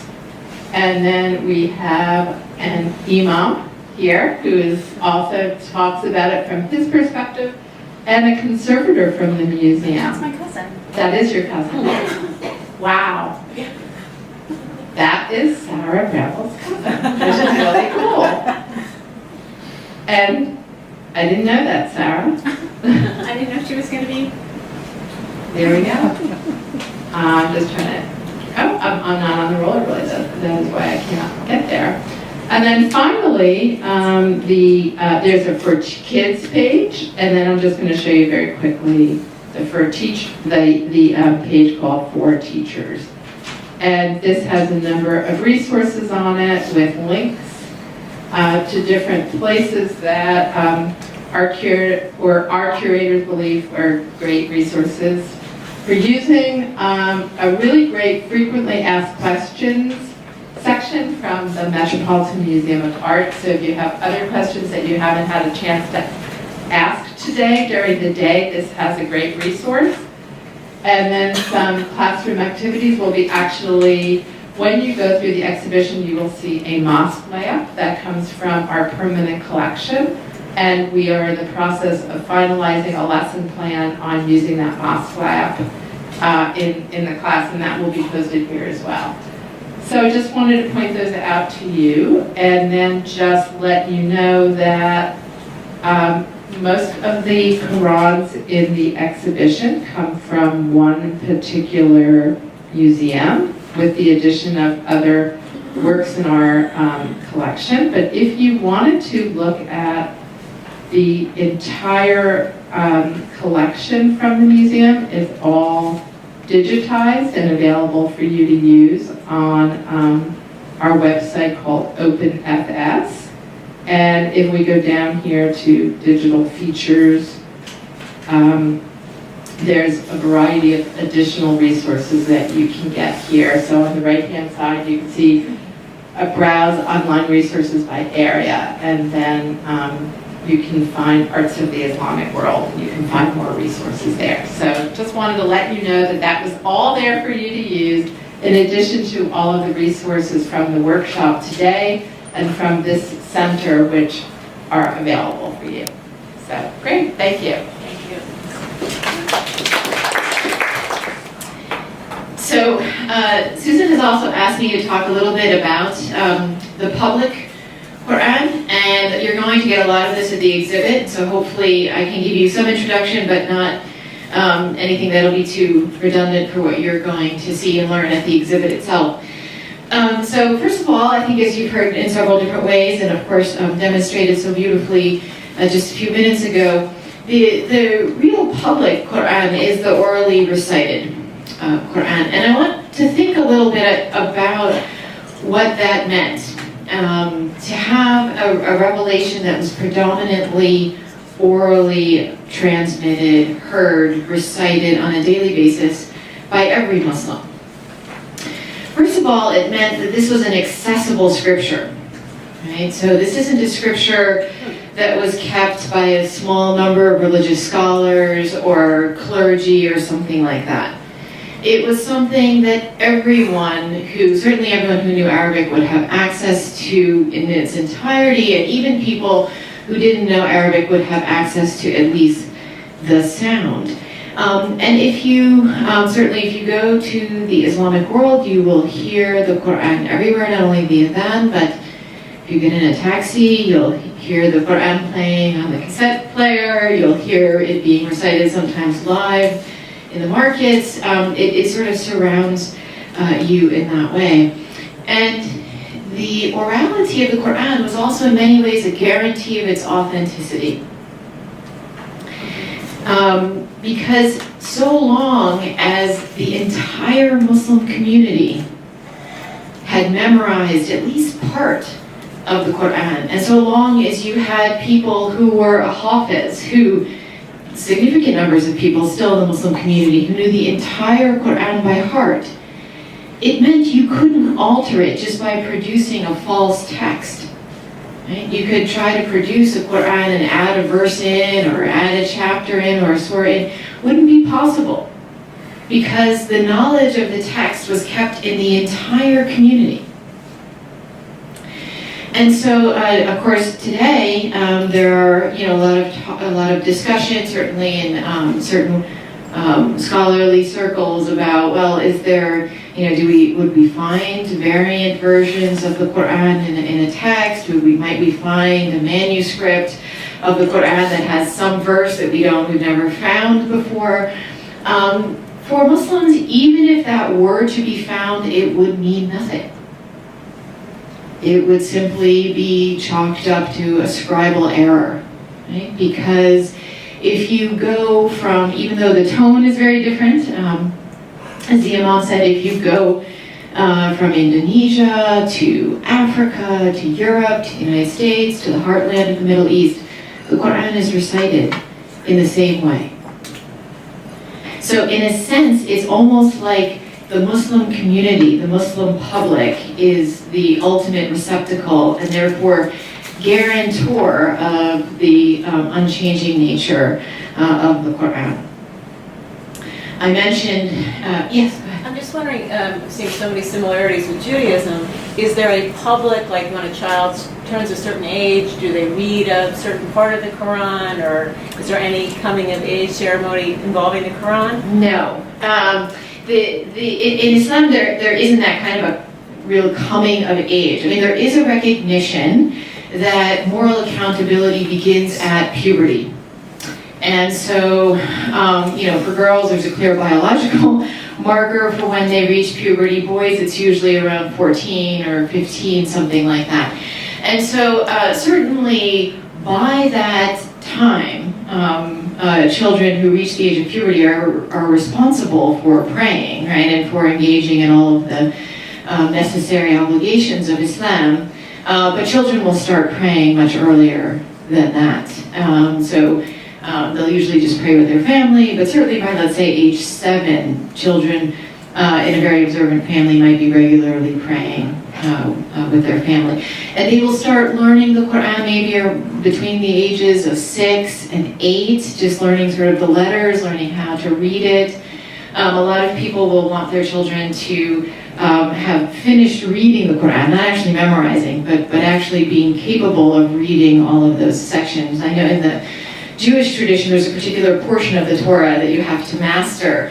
And so it would, the real ideal for Muslims would be for their children to be competent and capable of at least phonetically reading the entire text. And some of it, of course, would have to be memorized.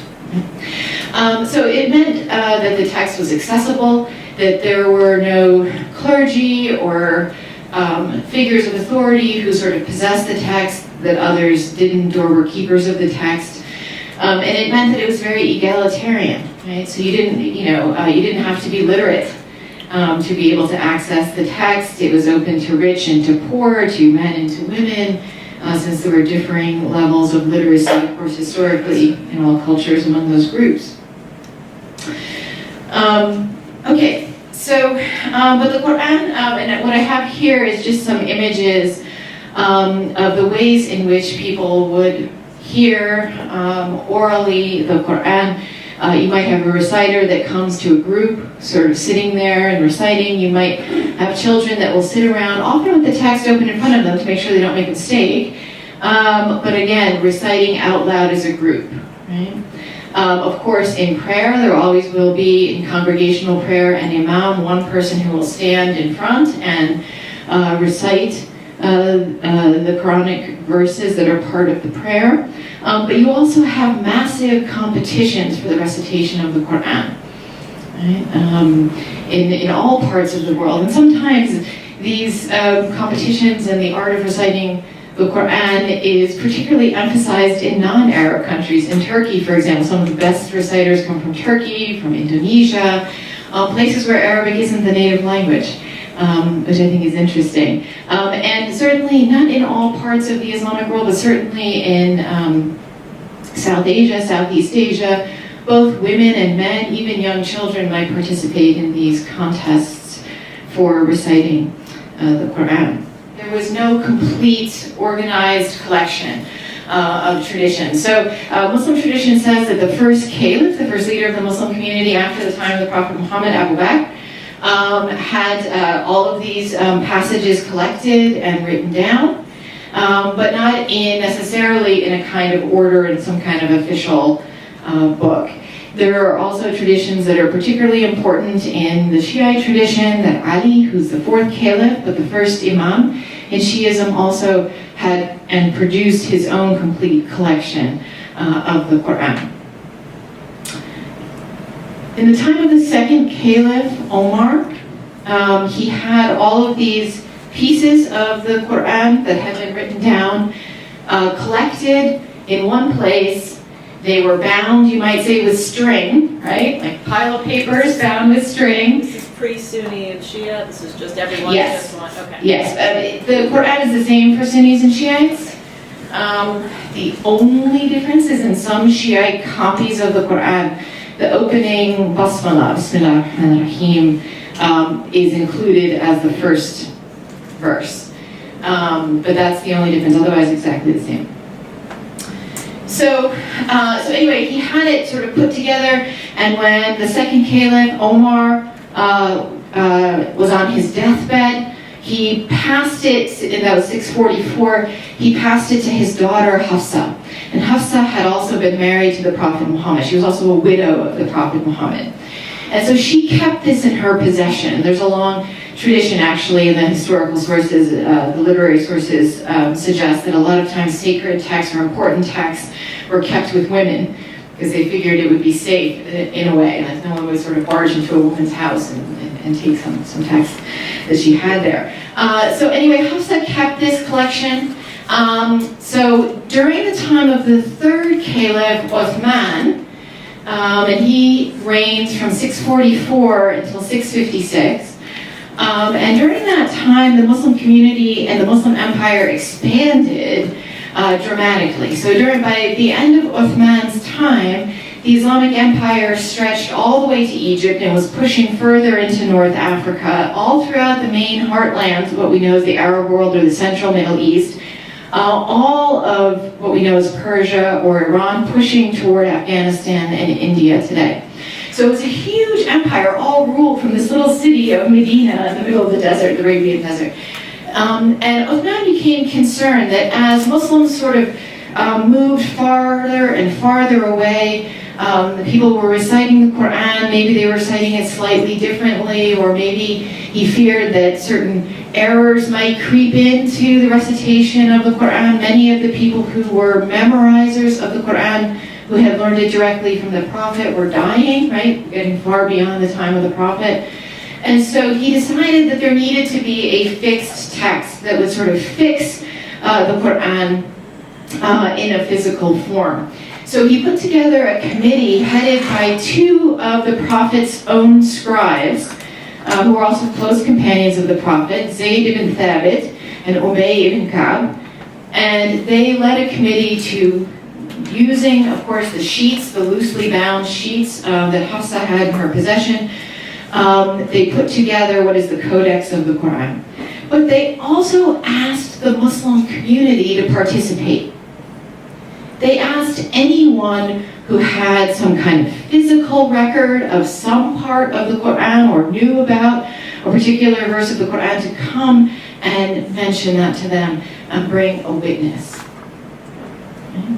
So in a sense, even in this early period, it's the public, it's the community that's the guarantor of the authenticity of the Qur'an. Of course, Muslims would certainly consider the whole process to have been divinely guided. Obviously, the two people who headed the committee were well known as people who had memorized the entire Qur'an, but they wanted to make sure that the whole community agreed upon this organized codex of the Qur'an, which becomes to be known as the Uthmani Codex after Uthman. And a codex, of course, as you know, is a bound text, right, with a binding as opposed to a scroll. The Qur'an was never put on a scroll, unlike the Torah, although it's interesting, a lot of the motifs that decorate the Qur'an are stylized scrolls. But the Mus'haf, as it came to be known, the written text of the Qur'an, I don't have my slides, but it's Mushaf would be the way to transliterate it. That written text of the Qur'an was always in this bound form, right, with a binding. You said this was in 644? This is around, he begins at 644, it's probably around 650. It's probably around 650. So it's less than 2 decades after the death of the Prophet. So it's quite quick, historically speaking, in terms of other religious traditions. It was, however, a skeletal text. Some of you who know something about Arabic or have seen Arabic, a lot of Arabic letters are based around what's called a tooth, right? Like a little thing that's sort of shaped like this, like a U. And then depending on how many dots you put above or below it, it can be a totally different letter, right? So 2 dots above it makes a T sound, and 1 dot below makes a B sound, and 1 dot above makes an N sound. This text that was produced, the Uthmani Codex, did not have full dotting. The long vowels were not there, and short vowels were not there, and only some of the long vowels were there. So, what was the purpose of this text, right? As I said, it was a skeletal text. The technical term for it is a defective script. It is not full script. But at the same time, this was meant to be a kind of way of fixing the basic text itself. It still depended on people having an oral memory of the text. And so you could not read this text properly if you did not already know it in your ear.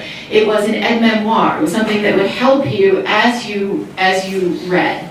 Right? You could not read it without some kind of oral tradition. So even when it gets put down in a text, that oral tradition is there as well. And so there are 7 or 10, depending on your thinking, different acceptable variations for the pronunciation of this text. Right? They don't change the meaning, but they are different allowable variations or pronunciations. Like accent. I'm sorry? Like accent. Yeah, a little more than accent, because certain vowels might be slightly different. Maliki Yawmiddin, right? So in the Fatiha that was recited, God is described either as Maliki Yawmiddin, the sort of possessor of the Day of Judgment, or Maliki Yawmiddin, right? The Lord of, or sovereign of the Day of Judgment. So either way, it gives you the same essential meaning. Okay, so after this is done, Uthman has these 4 copies of the Qur'an sent to the 4 major centers of the Islamic world: Damascus, Fustat in Egypt, old center in Egypt, and Basra and Kufa in Iraq. Other copies would have been made on the basis of this copy, but probably not a lot, right? There's no paper at this time. People have to use parchment or animal skin, so it's precious, it's difficult to get. And so it's probably not a time when you would have a Qur'an a complete Qur'an in the home of every Muslim, right? It would have been something that would have been kept in a public space. And in fact, many Qur'ans or parts of the Qur'an, when they, let's say, fell out of use or their owner died and there was no one to inherit them, they would be brought to the local mosque and stored in the treasury there in the local mosque. And so much of the research that goes on today about early Quranic manuscripts comes from these treasure troves of early manuscripts from the 7th century or early 8th century that were stored either in the treasury, the actual Beit al-Mal, as it was called, in the mosque. In the Mosque of Senna, they were stored in the roof, between the ceiling and the roof. Somehow they managed to survive and not disintegrate. So where would Muslims have encountered the written Qur'an then? They would have encountered it from fairly early on, in some cases in public spaces or on public buildings. So I did have pictures in my slide. It really is there, Susan. I know Susan doesn't believe it's there. It's really there. Of the Dome of the Rock. The Dome of the Rock was put together, or was built, I should say, in the late 7th century. So decades, maybe 4 decades or so after the time of the Prophet. And it was decorated even at that early time with Quranic verses. So many people will say that the Dome of the Rock is in fact one of the earliest sources of documentation we have for the Qur'an itself, right? Because the actual Quranic verses are up there on the Dome of the Rock itself. Okay, so Muslims, and of course as Muslim architecture and Muslim building expanded, it was very common to have Quranic verses decorating the buildings. Because remember, Muslims did not engage in figurative art, images of people and so on and so forth. So it was either a kind of stylized or geometric patterns, or it was Arabic calligraphy, and usually the Qur'an. All right, so, certainly by about the 10th century, when paper became available from China, and also when Arabic script started to become a little less stylized, and I had lots of examples, less stylized and more practical, you might say, easier to read, produced less for the beauty of the calligraphy than for the ability for it to be read.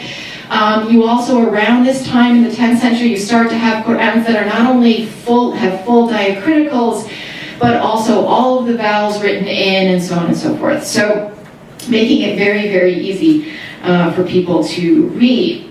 Okay, so people would have commissioned these texts. You would not probably write it on your own, because getting it right was really important. It was a very dangerous thing to produce a Qur'an that would have an error in it. Even today that we now have printing presses that do the Qur'an in Saudi Arabia, you have whole teams of people that are supposed to go through every printed copy of the Qur'an and make sure that there are no mistakes. But the text became not only more legible, but of course, in certain cases, they were commissioned by rulers or by very wealthy people, influential people in society. And those kinds of Qur'ans would not only have the text, but they would also have decorations, beautiful illumination. You're going to see many examples of that. Rulers would frequently commission a copy of the Qur'an to be made, maybe in the way that kings and presidents today commission their own portrait. Right? And then they would have it stored in their mosque or in some other public space.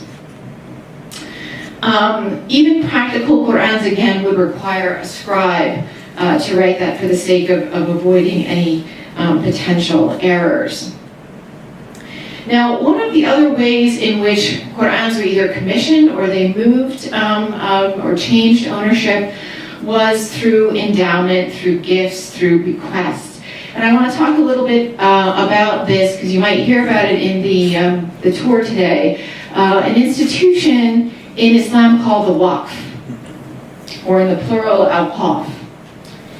And so in Islamic law, when a person dies, their wealth, they can't just sort of give their wealth to whoever they want. There are certain very clear rules in the Qur'an itself about how you divide up your wealth, whether you're a male or a female. And so some people, as an alternative, it developed probably at least within 100 years or so of Islam, an alternative way of bequeathing your wealth came about, known as the Waqf. And that was, you would take your entire estate, or a good part of your estate, and you would make it, you would endow it permanently as something that would either be a public service, provide a public service, or be a public institution, or a permanent kind of charity. So you could take all of that money and or your wealth and found a hospital, or an orphanage, or a school, or a library. Right? And that wealth, or that money, or that property became inalienable. It couldn't be inherited, it couldn't be sold, so it was like you were permanently dedicating your wealth to the public good. And many Muslims engaged in this practice, and many women engaged in this practice, because women inherited wealth. They got wealth when they married, and they inherited wealth, especially if they came from an upper class background. Their wealth could have been considerable, and yet they had no need to support themselves. So they had a lot of disposable income, and many women used the money they had to endow libraries and schools and so on. So now a waqf would often, as I said, be an institution like a hospital or a school, and it often involved a piece of property, sometimes an orchard where all the proceeds and all the food would go to the poor and things like that. But a waqf could also include liquid or movable items as well. Right? Various forms of currency, gold and silver, but also Qur'ans, copies of the Qur'an.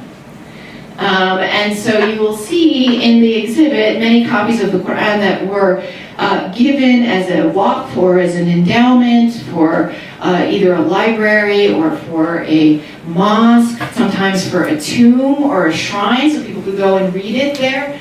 Sometimes people would, there's I think one example of a wife who sort of made as a gift this Qur'an to her husband's tomb after he passed away. So this was also something that one way in which these Qur'ans would have been commissioned. And there were regional styles, I think you'll see that as well.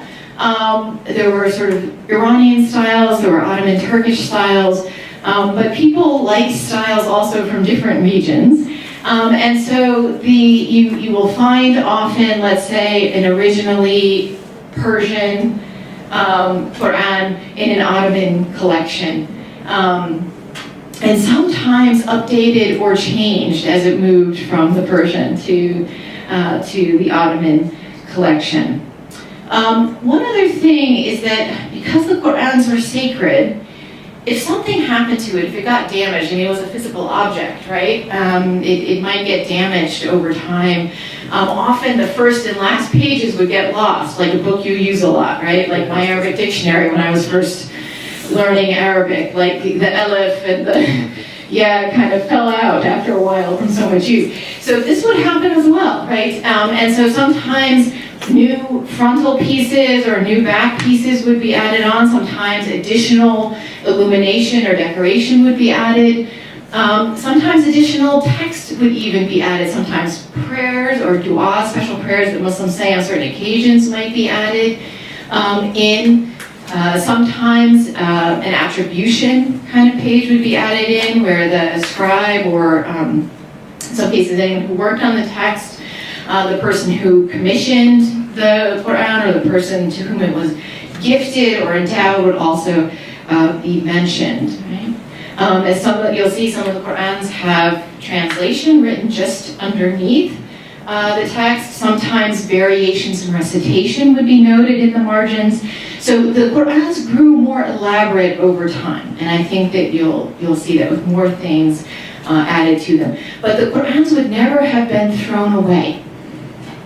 So if it started to wear away, they might replace the beginning pages, they might add new gold or new decoration, they might even renew some of the ink that had either disappeared or in some ways worn away, but you wouldn't have gotten rid of them.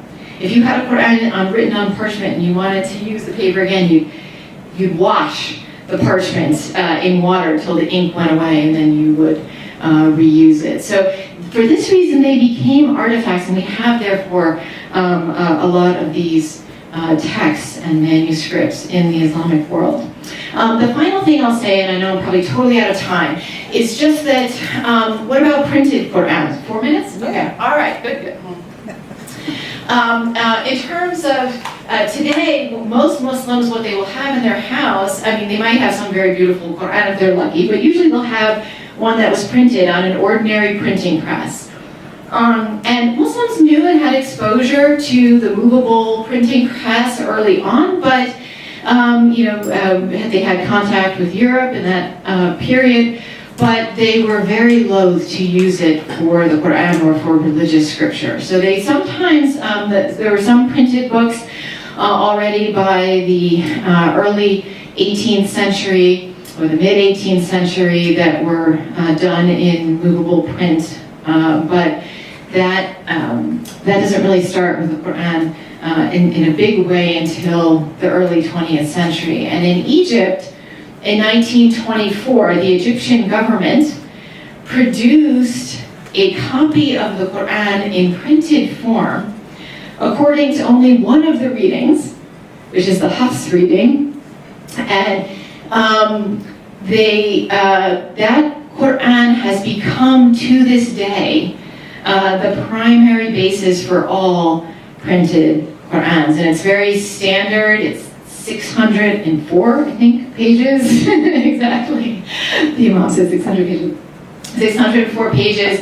It's very standardized. Not only does it have all the vowels, of course, written in, but it also has notation saying for when you're reciting where you should stop, where you should start, where you're allowed to stop or not allowed to stop, and so on, in the recitation of the text. So that has become this basic text that all Muslims pretty much the world over will use. And it's a little interesting to think about what that means, because again, it also fixes one recitation in that way.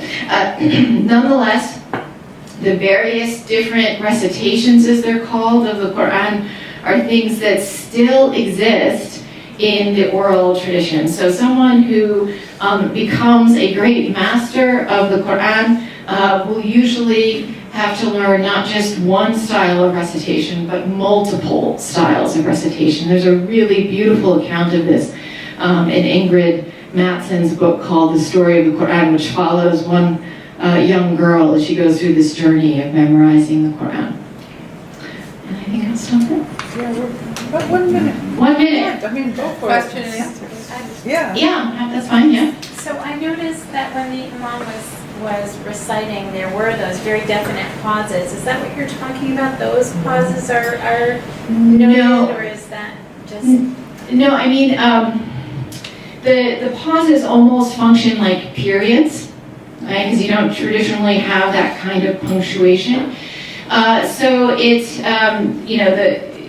in some cases, in the notation of the Qur'an, it will say, you can stop here, or you can go on. And when you would stop when you're reciting in Arabic, you would do it in pausal form, which would mean the sort of final vowel that marks tense would not be read. Right? And so that's how you know that's kind of the end. So in certain places, if you were not to stop and were to continue to go on, it wouldn't give the right sense. In some places, if you were to stop when you should go on, it wouldn't give the right sense. In some places, it doesn't matter. So it will, the text that people use today will have clear notations that show you, when you're allowed to or absolutely not allowed to stop, for example. And the community decided where the spots were. Yes, and the other thing I want to mention too, this is important, thank you for bringing that, because it also, that's based on, it's based on recitation, right? I mean, and the recitation originally goes back to the Prophet and his early companions. But I want to again say that many aspects that we think of as integral to the Qur'an were communally based. So for example, the titles of the surahs are not there. So the earliest copies of the Qur'an won't have surah titles. There'll be markings for the distinction of the surahs, but the titles were actually given for the most part. Some are said to have been mentioned by Muhammad, that he actually mentioned certain surahs by name. But others were given by the community to help them, remind them which surah it was. So the first surah of the Qur'an, the longest one, is called Surah Al-Baqarah, which is Surah of the cow. And I often tell my students, you shouldn't think that there's 286 verses about a cow in this particular surah. But that word Baqarah is kind of a unique word. There's a unique story that involves a cow in that surah. And so it was a way for Muslims to be like, oh right, that surah, the one that has the story of the cow, right? And so those were added later, and that's why some surahs have more than one name, right? The other thing that Muslims did, and this is I think important, is they divided the Qur'an up. So they divided it, first of all, into 30 equal sections, each one called a juz, which helped facilitate memorization. Right? And also, if you want to read it during the month of Ramadan, which is usually 30 days, you can. It was further, those juz were further divided in half, and those were divided again in quarters. And all of these were things that Muslims did to help facilitate memorization, right? You would memorize this little piece. Or if you were in school, you would learn to read this particular part, this particular juz. And all of those things, yes, are things that Muslims themselves added to the text. They are noted in this standard text today for the benefit of Muslims both reciting and memorizing the Quran. Do they ever recite the Quran? This is the last question, by the way. Oh, do they ever recite the Quran in services, or is it? Okay, so is there special occasions for that, or is it? There are many occasions when one might recite the Quran. At weddings, at reading it. Yes, I mean many Muslims will read some of it every day. They will usually read it at least a little bit out loud to themselves, rather than just reading as we think today, completely silently. But during the month, as I said, during the month of Ramadan especially, many Muslims will try to make an emphasis to read the entire Qur'an during that particular month. And so the division into those sections helps them know where they are. Will they do it in a mosque, though? Yeah, well, in Ramadan, there are, after the evening prayer, and Muslims have already broken their fast, they'll go for what are called Taraweeh prayers. And so one juz of the Qur'an will be recited in multiple rak'ahs, multiple cycles of prayer. By the heart. But yeah, well, the imam will be doing it by the heart. Everyone else will just be standing behind and listening. But yes, the imam will do it by heart. And so in that public context, in Ramadan in particular, the entire Qur'an will have been read in a context of prayer in the mosque. Thank you very much, Maria. That's very helpful.